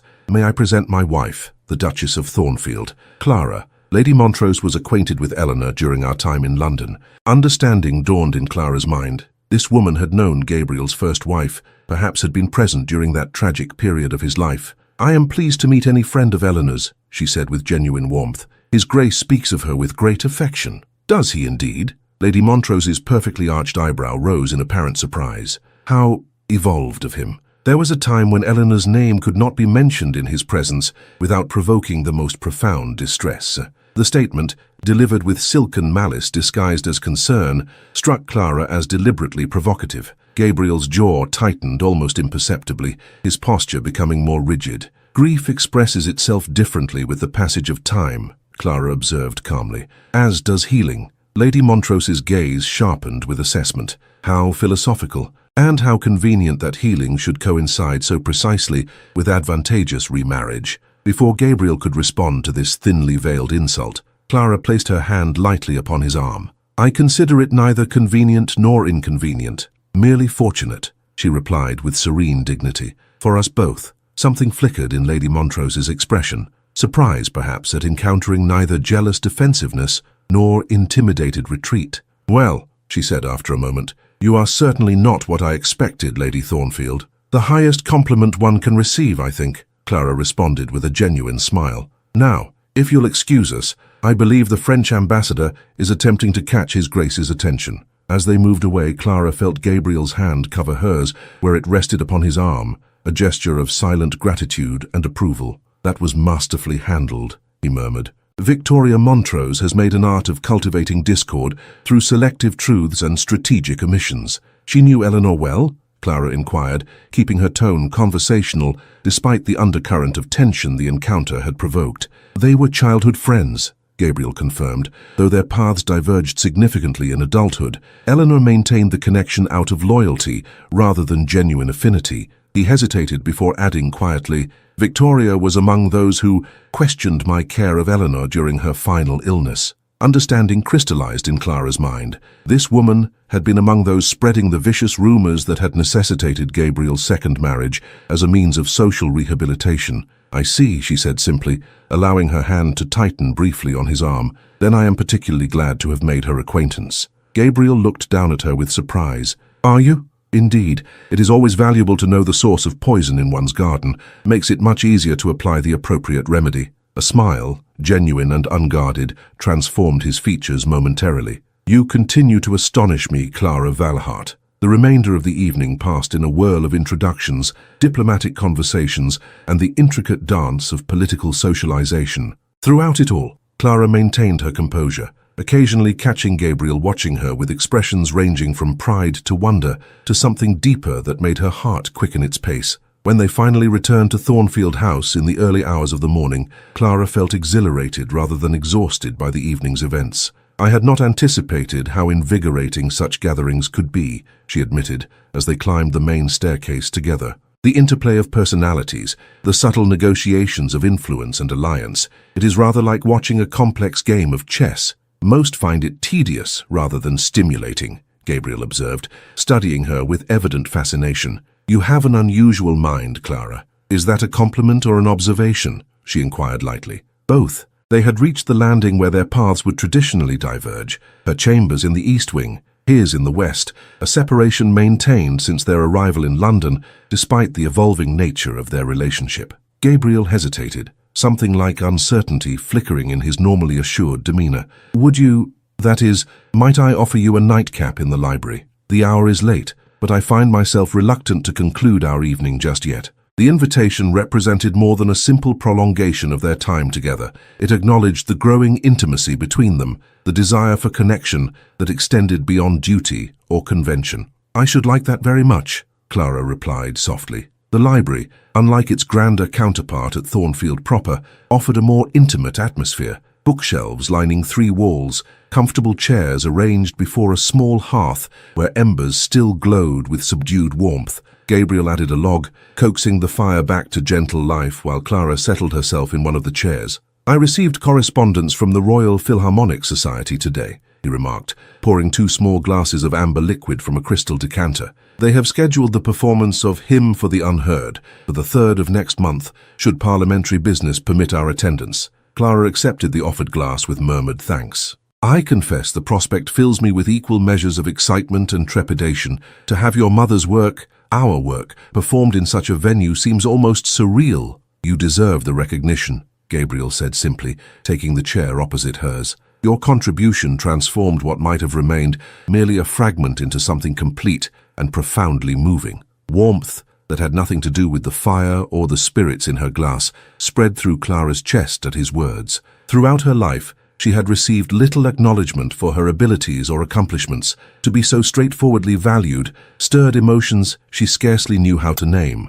"I have been thinking," Gabriel continued after a moment's contemplation, "about our conversation regarding the evolution of our arrangement." Clara's heart quickened its pace. "Yes? It occurs to me that I have been remiss in not making my intentions, my hopes, more explicitly clear." He set aside his glass, leaning forward with uncharacteristic intensity. "When I spoke of partnership, I meant something far more comprehensive than mere cooperation in practical matters. I find myself, that is, I have begun to—" The library door burst open without warning, revealing the butler in a state of unusual discomposure. "Forgive the intrusion, Your Grace." but there is a situation requiring immediate attention. Gabriel rose immediately, his features composing themselves into their customary mask of control. What has occurred? A gentleman has arrived in considerable distress, insisting upon seeing her Grace without delay. He claims to be the Comte de Marin and refuses to depart despite the unseemly hour. Clara felt the blood drain from her face at this announcement. Her father's appearance in London, at their townhouse in the middle of the night, nothing good could come of such a visitation. Gabriel's expression darkened with controlled anger. I believe I made my position regarding the Conde's access to this household perfectly clear. Indeed, Your Grace. However, he appears, the butler hesitated, choosing his words with diplomatic care. He appears to be in some physical distress, possibly injured, and most insistent that the matter concerns her Grace's sister. Clara rose swiftly, her personal apprehension giving way to concern. Whatever her father's faults, if Isabel was in danger, she could not ignore the situation. Where is he now? In the entrance hall, Your Grace. I took the liberty of offering refreshment, which he declined most forcefully. Gabriel turned to Clara, his expression grave. You need not see him. Whatever manipulation he attempts, we can send him away with appropriate assistance if his condition truly requires it. Clara appreciated the protective impulse behind his words, yet something in her had shifted since their last encounter with her father. Where once she had felt only fear and obligation in his presence, she now recognized the emptiness of his power over her. I shall see him, she decided firmly, but not alone. I would have you beside me, if you are willing. Relief and approval mingled in Gabriel's gaze. Always, he affirmed simply. Together they descended to the entrance hall, where the Comte de Marin paced with agitated energy, despite his apparent physical distress. His right arm hung at an unnatural angle, his face bore evidence of recent violence, and his clothing, once fine, now soiled and torn, suggested desperate flight rather than planned journey. Father, Clara acknowledged, maintaining a dignified distance. You appear unwell. The Conde's wild gaze fixed upon her with feverish intensity. Unwell? Is that what you call it when men are set upon by creditors' thugs? When one's own flesh and blood abandons family obligation for selfish comfort? His voice rose with each word, edged with hysteria, and what Clara now recognized as genuine fear. Perhaps you might explain the purpose of your visit more directly, Gabriel suggested, his tone deceptively mild, despite the tension evident in his posture. It is uncommonly late for social calls. Social? The Conde barked a laugh entirely devoid of humor. Nothing social about it, Thornfield. I've come because your wife's sister has been taken. Clara felt her breath catch. Taken? What do you mean? By whom? By the Duke of Harrington's men, her father spat. Or on his orders, at least. He claims Isabel attempted to compromise his son, that the family's reputation is at stake. They've spirited her away to some remote estate to await the scandal's resolution. Gabriel frowned, his analytical mind clearly processing this jumbled account. Lord Harrington's son is barely 17, not yet of marriageable age. What possible compromise could have occurred? The girl was desperate, the Conde muttered, avoiding Clara's gaze. After you cut off our funds, sacrifices had to be made, connections cultivated by whatever means necessary. Understanding dawned in Clara's mind with sickening clarity. You encouraged Isabel to pursue the Harrington heir, a boy 5 years her junior, still at Eton. I merely suggested she make herself agreeable to the family, her father protested weakly. How was I to know she would take matters to such extremes? Gabriel's expression hardened to granite. You sold one daughter to settle your debts. When that resource was exhausted, you attempted to sell another, this time to a child barely out of short pants. The Conde drew himself up with wounded dignity that might have been comical under less dire circumstances. I did what was necessary to preserve our family's position. And now? Clara inquired, her voice steady despite the turmoil of emotions his revelations had provoked. What do you expect of us? Intervention, her father replied immediately. Thornfield's influence could secure Isabel's release, smooth over the incident. The Duke respects you, fears you perhaps. One word from you could end this unpleasantness. Gabriel's laugh held no mirth. One word from me would more likely result in your immediate arrest for attempting to orchestrate the seduction of a minor nobleman. The law takes a rather dim view of such enterprises, particularly when they cross the boundaries between coercion and consent. The Conde blanched, his already pallid features growing ashen. You wouldn't dare. The scandal would touch your own household through Clara. I think you underestimate society's capacity to distinguish between those who commit transgressions and those merely connected to transgressors by blood, Gabriel observed coldly. My wife's reputation is beyond reproach. Yours, however, appears increasingly indefensible. Clara placed a restraining hand upon her husband's arm, not in defense of her father, but in recognition of the larger issue at stake. Isabel may have been misguided, even culpable, but she remains my sister.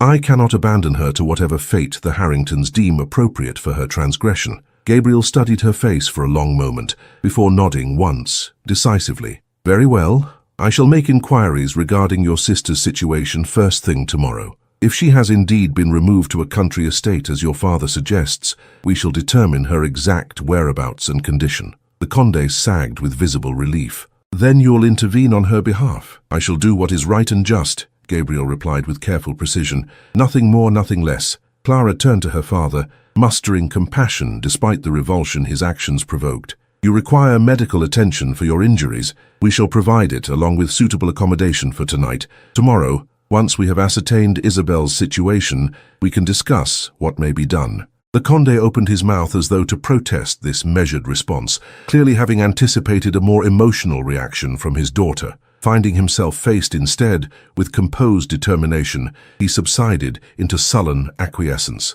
Gabriel signaled to the waiting butler. See that the Condé is attended by our physician and provided quarters in the east wing. Post footmen at his door, for his protection naturally. As servants led her father away, Clara found herself trembling, not with fear as in previous encounters, but with a complex mixture of anger, concern, and grim resolution. Gabriel's hand came to rest lightly upon her shoulder, steadying her with its warm presence. You need not involve yourself in this sordid business, he said quietly. I can manage the situation without subjecting you to further distress. Clara covered his hand with her own, drawing strength from the connection. Isabel may have been complicit in our father's schemes, but she is barely 18, scarcely more than a child herself, raised in an environment where a woman's value is measured solely by the advantages she can secure through marriage. I cannot condemn her without at least attempting to understand. Gabriel's expression softened with something like wonder. Your capacity for compassion continually amazes me, Clara. Where others might seek retribution or distance,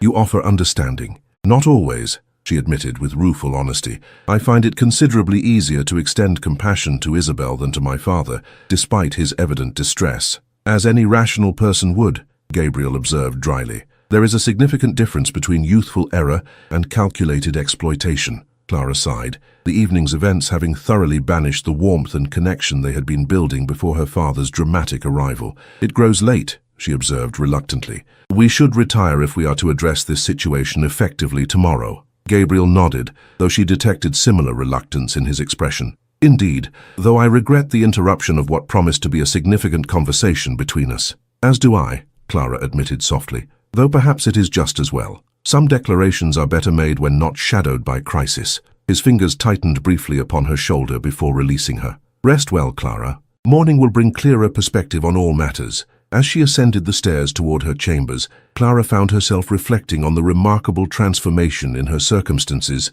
since her marriage. Months ago, her father's appearance would have reduced her to trembling submission. Tonight, she had faced him with composed strength. The difference, she realized, lay not merely in Gabriel's protective presence, but in her own evolving sense of self-worth, a metamorphosis catalyzed by her husband's growing respect and evident admiration. Outside her window, London's vast expanse glittered beneath a waning moon, countless lives unfolding in parallel to her own. Somewhere within that sprawling metropolis, her sister awaited discovery and, perhaps, redemption. Clara gazed at the distant horizon, where the first hint of dawn would eventually appear. Drawing strength from the knowledge that whatever challenges tomorrow might bring, she would face them not alone, but in partnership with the man who had begun as her formal husband and was evolving day by day into something far more profound. Morning brought sobering clarity to the previous night's revelations. Gabriel departed early to make discreet inquiries regarding Isabel's situation,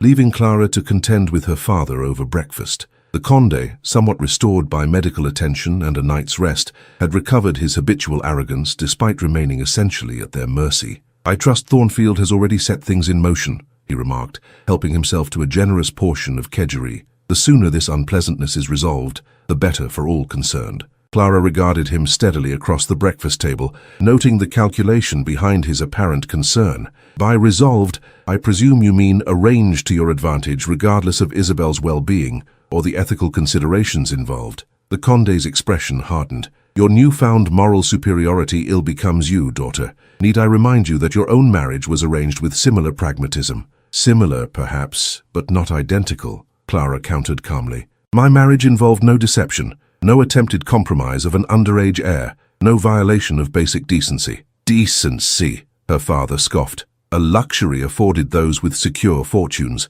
The rest of us must be practical. Clara felt pity stir beneath her contempt, pity for a man so thoroughly corrupted by desperation and self-interest that he could no longer distinguish between pragmatism and predation. There is nothing practical about destroying Isabel's reputation and future prospects for short-term gain. Further argument was forestalled by Gabriel's return, his expression grave as he entered the breakfast room. "Good morning," he acknowledged with formal correctness, before turning to Clara. "Might I have a word with you in private?" Clara rose immediately, following her husband to the adjacent morning room, where morning sunlight streamed through tall windows, belying the seriousness of their discussion. "I have spoken with Lord Harrington directly," Gabriel began without preamble. "The situation is both better and worse than your father represented." Clara steeled herself, clasping her hands tightly to still their trembling. "Please tell me plainly. Isabel is indeed at Harrington's country estate in Kent, but not as a prisoner. She sought sanctuary there of her own accord,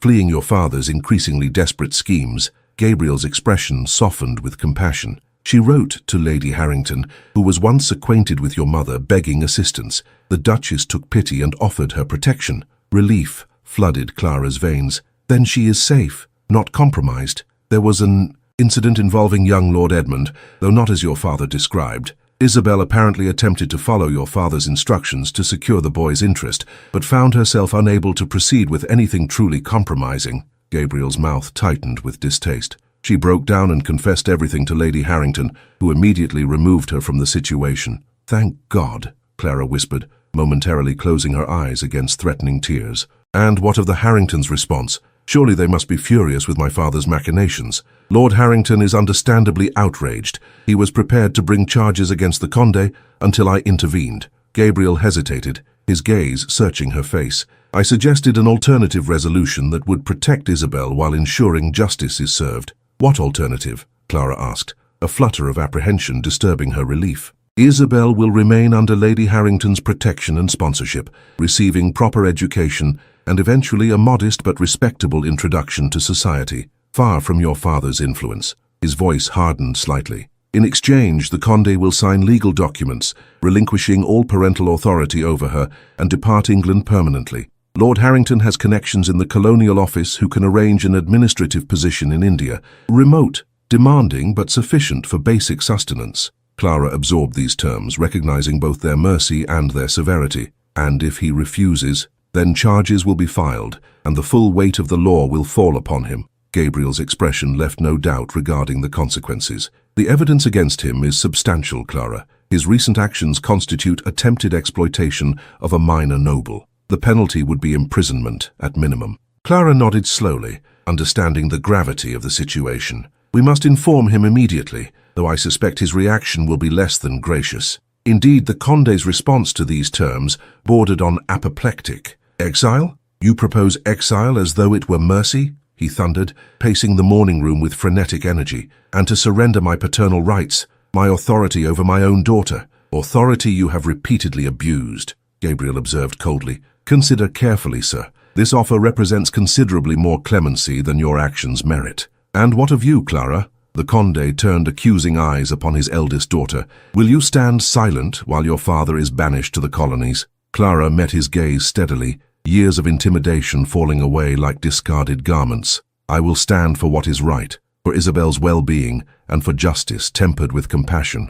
This arrangement offers you freedom and livelihood, while protecting my sister from further exploitation. It is more than fair." The Condé's expression contorted with disbelief. "You have changed," he muttered, studying her as though she had become unrecognizable. "That man has hardened your heart against your own blood." "On the contrary," Clara replied softly, "he has taught me that love need not mean submission to cruelty, that duty can exist without exploitation. My heart is not hardened, merely awakened to truths I was too frightened to acknowledge before." Something in her calm certainty seemed to penetrate her father's bluster. He deflated visibly, sinking into a chair with the aspect of a man suddenly confronted with the ruin of all his schemes. "I have no choice, it seems." "There is always choice," Gabriel corrected him, "though some alternatives carry heavier consequences than others." By afternoon, the necessary documents had been prepared and signed, the Conde de Marin's fate sealed by his own hand. He would depart for Southampton the following morning, then onward to India, aboard the next available vessel.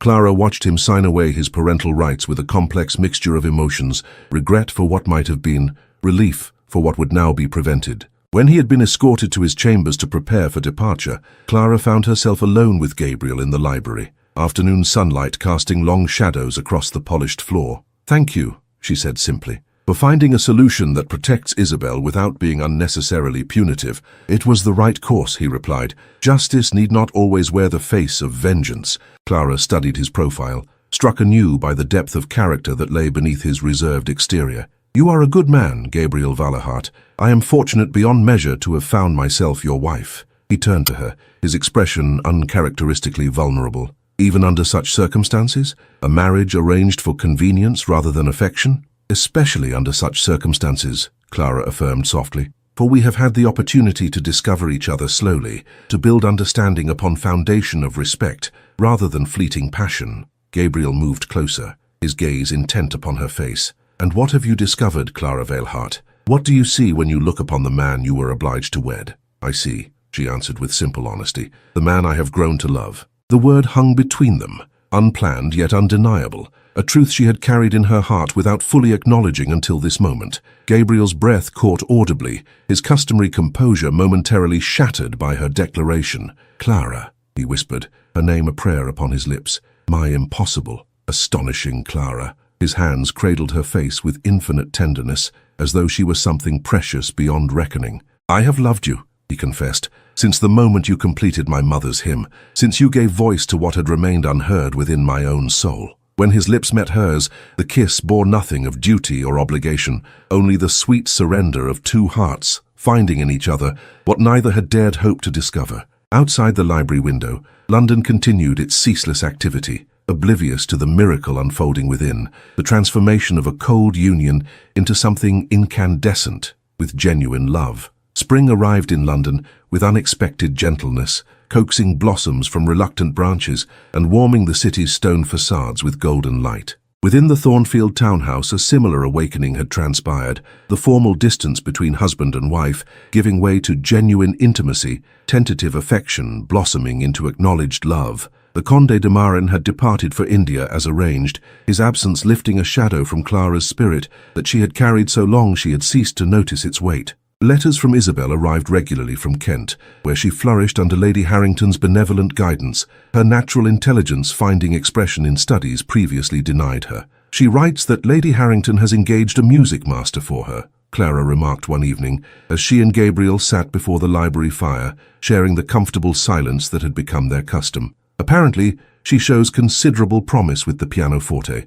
Gabriel smiled, his expression softened by the firelight and something more, a contentment that had transformed his once stern countenance. "Perhaps musical talent runs in your family," he observed, his gaze warm upon her face, "though I doubt any could match your particular gift." Clara felt a blush warming her cheeks, still unaccustomed to receiving such straightforward appreciation. Throughout her childhood and youth, her accomplishments had been assessed only for their utility in securing advantageous connections. Gabriel's unqualified admiration remained a source of wondering joy. "The Royal Philharmonic performance is but 3 days hence," she reminded him, a flutter of nervous anticipation coloring her voice. "I can scarcely believe the moment approaches so rapidly." "Are you anxious?" he inquired, reaching across the space between their chairs to take her hand in his. The gesture, once unthinkable in their early days together, now felt as natural as breathing. "A little," she admitted. "Not for myself, but for your mother's legacy. I wish to ensure her voice, her musical voice, receives the honor it deserves." Gabriel's thumb traced gentle patterns across her knuckles, a soothing rhythm that matched the crackling of the fire. "She would be proud, I think, not merely of the music, but of the woman who completed it with such understanding." Clara turned her hand within his, their fingers interlacing with practiced ease. "I wish I might have known her," she said softly. "From all you've shared, she seems to have been remarkable." She was, Gabriel confirmed, his voice holding the mellow tone that emerged when he spoke of his mother. Though in many ways you remind me of her. Your quiet strength, your perception, your ability to see beyond surfaces to what lies beneath. The comparison, offered without calculation or flattery, touched Clara deeply. She had come to understand how profoundly Gabriel had loved his mother, how her loss had shaped the man he had become. That he could find echoes of Catherine Veilhart in his wife represented a compliment beyond measure. "I have been thinking," he continued after a moment's contemplation, "about Thornfield after the concert concludes. Parliament recesses in a fortnight,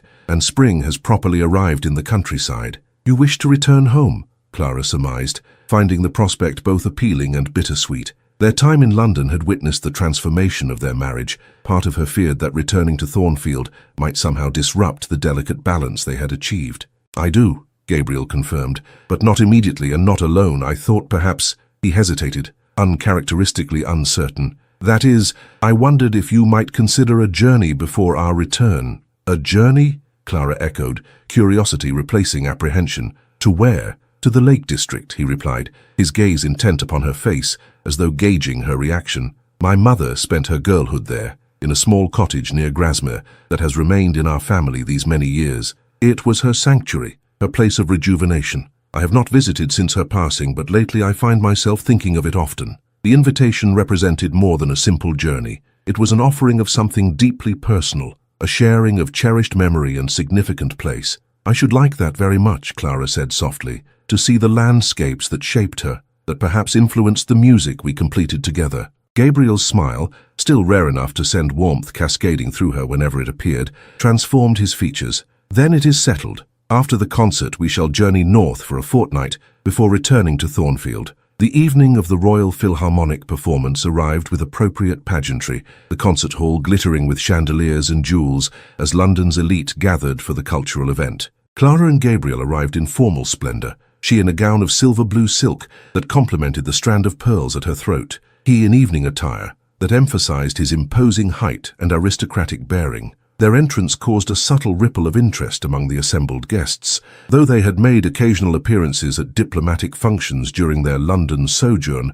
this marked their first formal debut as a couple in purely social circumstances. "Everyone is looking at us," Clara observed quietly as Gabriel escorted her to their reserved box. "At you," he corrected with gentle emphasis. "They look at you, as well they might. You outshine every duchess and countess present." The compliment brought colour to her cheeks even as she demurred.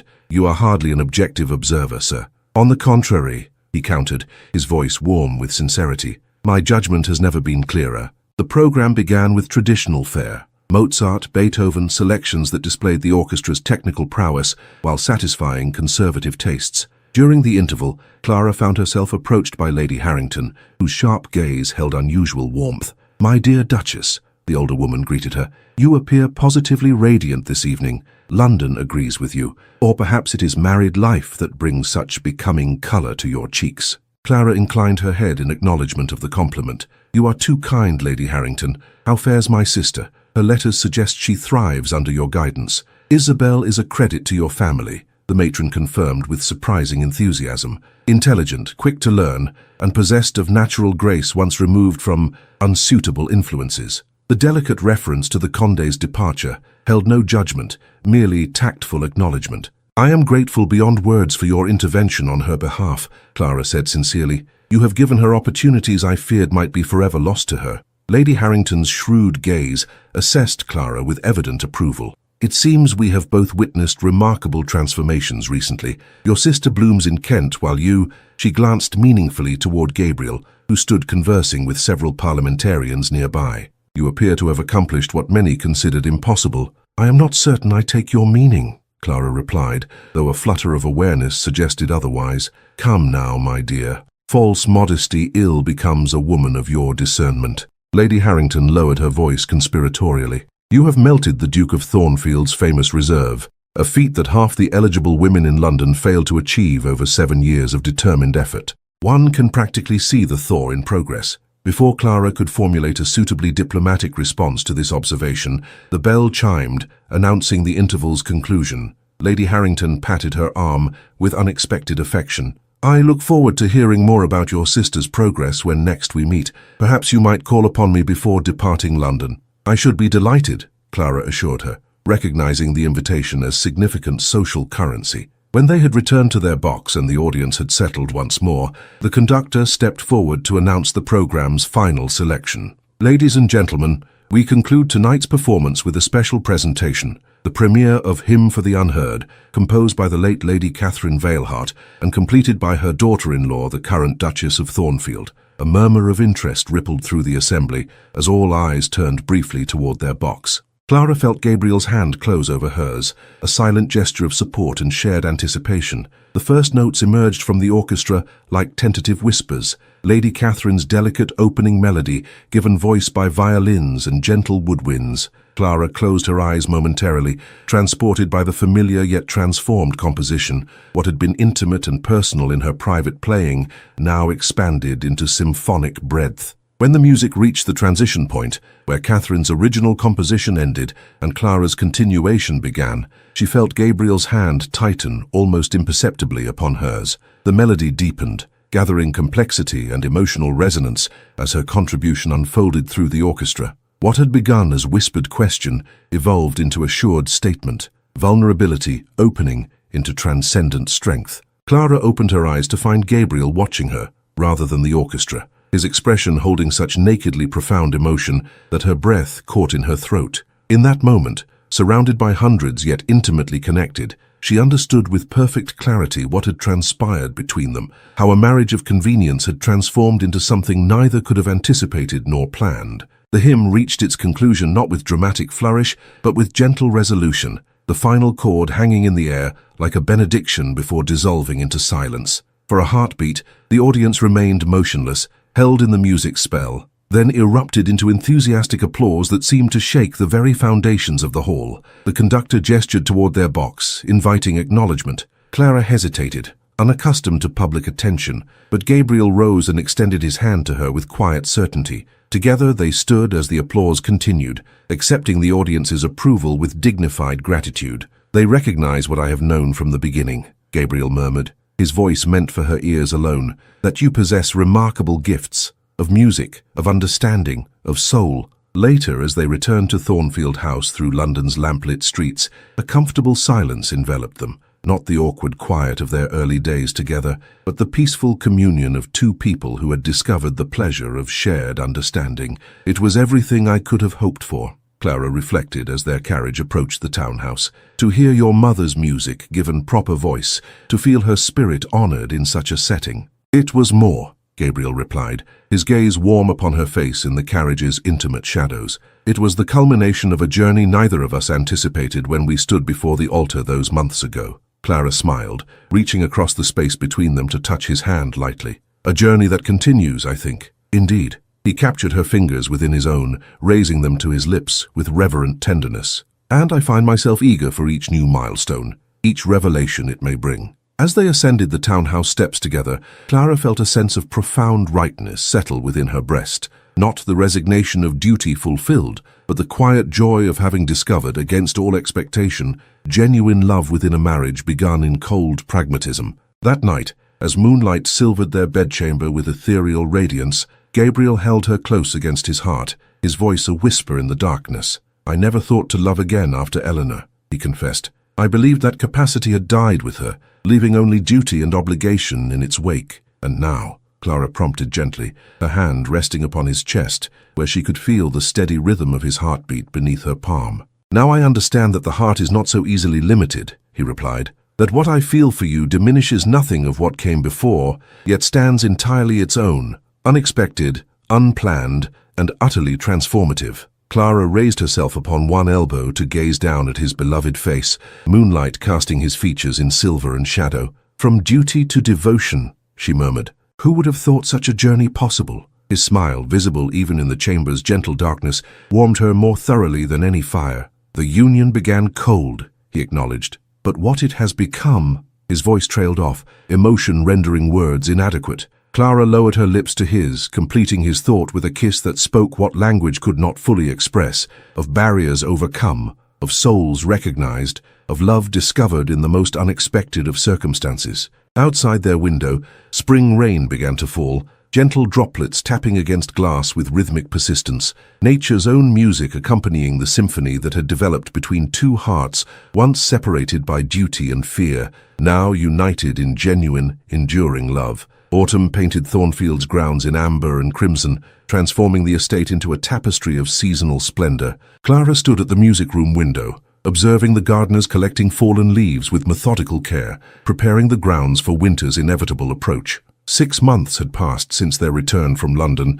and the Lake District, each day deepening the connection that had blossomed so unexpectedly between herself and Gabriel. The cottage near Grasmere had worked a particular magic upon their relationship, its simple beauty and connection to Lady Catherine providing a sanctuary where they had discovered each other fully, without the constraints of social obligation or aristocratic performance. There, amid fells and lakes that had inspired poets and painters alike, they had completed their transformation from formal strangers to devoted partners. Returning to Thornfield had proven Clara's earlier fears unfounded. Rather than disrupting their newfound intimacy, the great house had embraced their altered relationship, becoming not a mausoleum of past grief, but a living testament to renewal and hope. "Always at the piano," observed a gentle voice behind her. Clara turned to find the Dowager Duchess watching her with fond amusement. Catherine would be pleased to see her sanctuary so well tended. "I was actually neglecting the instrument in favor of wool gathering," Clara admitted,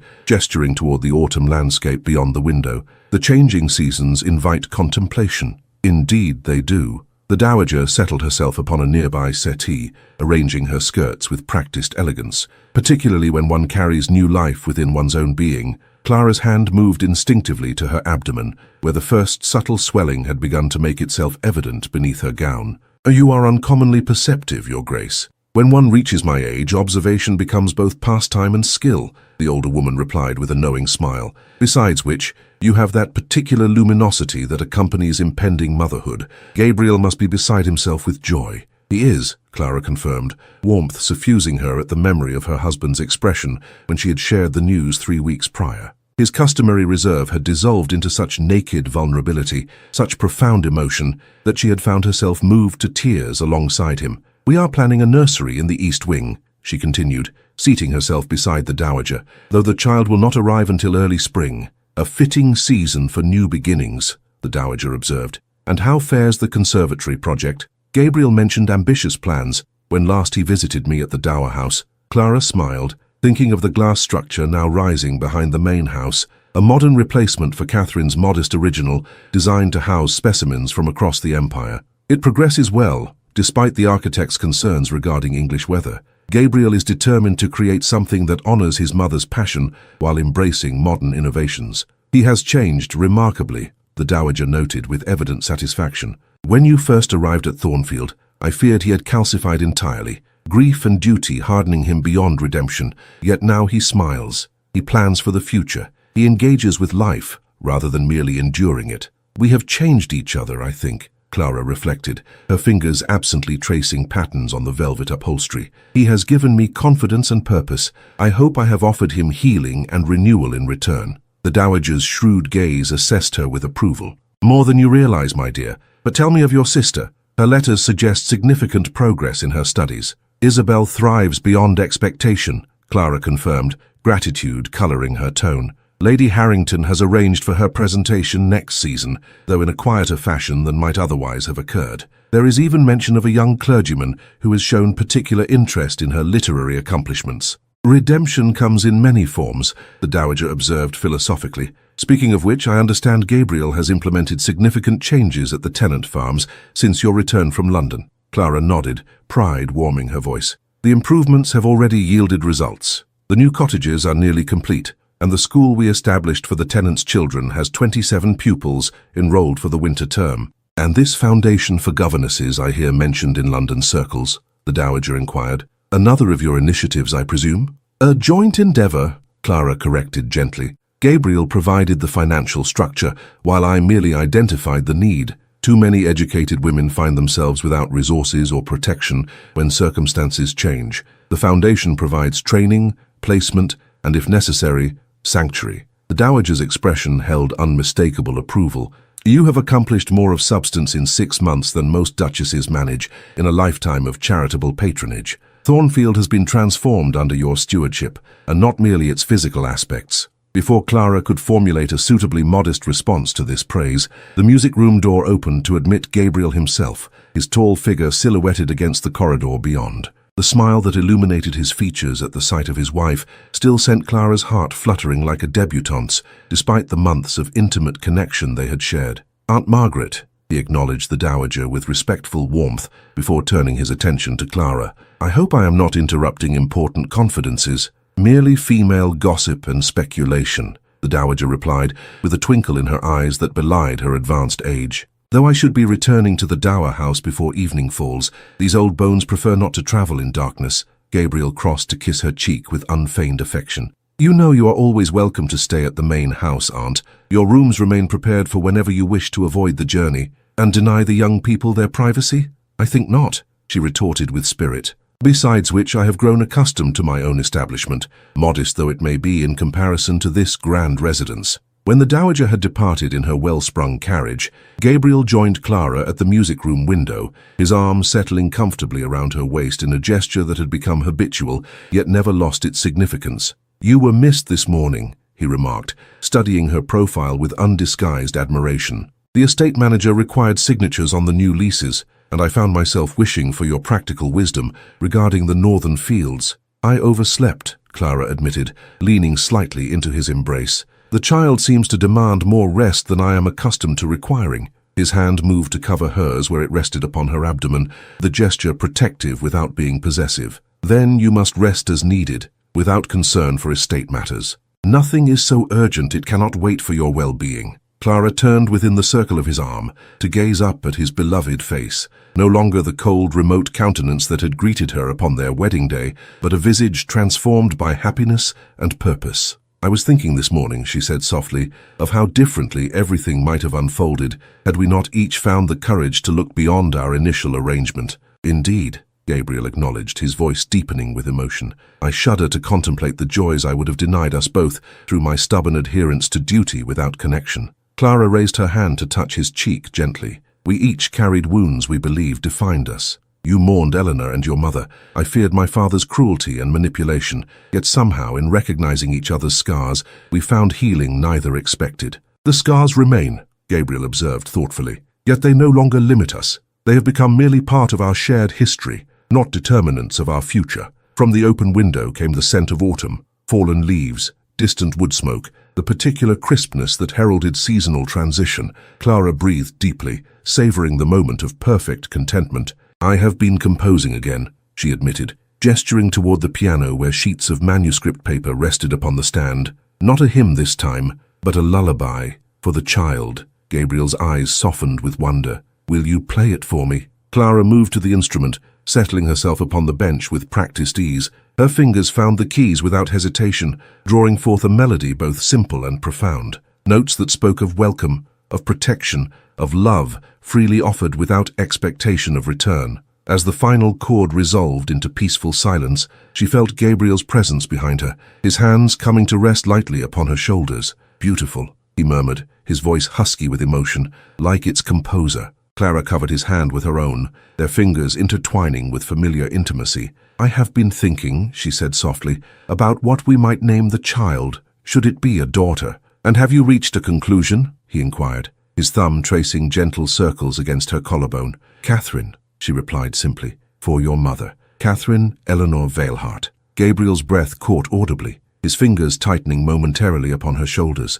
"Who you would honor them both? They are part of who you are, part of what shaped the man I have come to love so deeply," Clara explained, turning to look up at him. "Their voices deserve to continue, not merely in music, but in flesh and blood." For a moment, Gabriel seemed beyond words, emotion rendering him uncharacteristically silent. Then he knelt beside the piano bench, taking her hands within his own with reverent tenderness. "When first we wed," he said quietly, "I believed our union would remain perpetually cold. A transaction of mutual benefit without genuine connection. How little I understood the transformative power of being truly seen and accepted, scars and all." Clara leaned forward to press her forehead against his, the gesture intimate beyond words. "We began as strangers, fulfilling duties," she murmured, we continue as partners, sharing dreams. Outside the music room window, autumn wind stirred fallen leaves into momentary spirals of amber and gold. Within, two souls once wounded by life's cruelties had found in each other not merely comfort, but profound joy. Proof that even the coldest beginning could, with patience and courage, blossom into love's most beautiful expression. In the distance, Thornfield's chapel bells chimed the hour, their resonant tones floating across the autumn landscape like a benediction. Clara closed her eyes, savoring the moment of perfect communion. Husband and wife, past and future, duty transformed into devotion, all contained within the peaceful sanctuary they had created together from what had once been merely a cold union of convenience. In the spaces between duty and desire, between scars and healing, lies the most profound truth of the human heart, that love is not merely found, but built, constructed patiently from the raw materials of vulnerability, understanding, and courage. The coldest unions can warm into the most fervent devotions not through grand gestures or passionate declarations, but through the quiet revolution of truly seeing another soul in all its wounded splendor and choosing day after day to remain. We are all in our way scarred beings, carrying invisible wounds that shape our fears, our dreams, our boundaries. Yet it is precisely in sharing these tender places, in allowing ourselves to be witnessed in our entirety, that we discover the possibility of healing. The Duke and Clara's journey reminds us that true intimacy begins not when we find perfection in another, but when we recognize and honor the broken places we each carry. Perhaps the greatest love is not the one that arrives fully formed like a thunderclap, but the one that grows softly, steadily, transforming duty into devotion through countless small moments of recognition and respect. For in choosing to see beyond surfaces, in daring to listen to what remains unheard in another's soul, we perform the quiet miracle of creating connection where once there was only obligation. If this tale of healing, redemption, and love touched your heart, I invite you to subscribe for more stories that explore the depths of human connection and transformation. What moment in the Duke and Clara's journey resonated most deeply with you? Was it when he first heard her continue his mother's hymn, when she found her voice against her father, or perhaps when they discovered that true intimacy begins with being truly seen? Share your reflections in the comments below. Each story touches us differently, speaking to our own unspoken wounds and hopes. Your perspective may illuminate something others have missed, creating a tapestry of understanding as rich and varied as life itself. Until our next journey together through words and emotion, may you find healing for your own invisible scars, and may you be blessed with those who see beyond them to the beautiful soul beneath. Thank you for being part of this journey.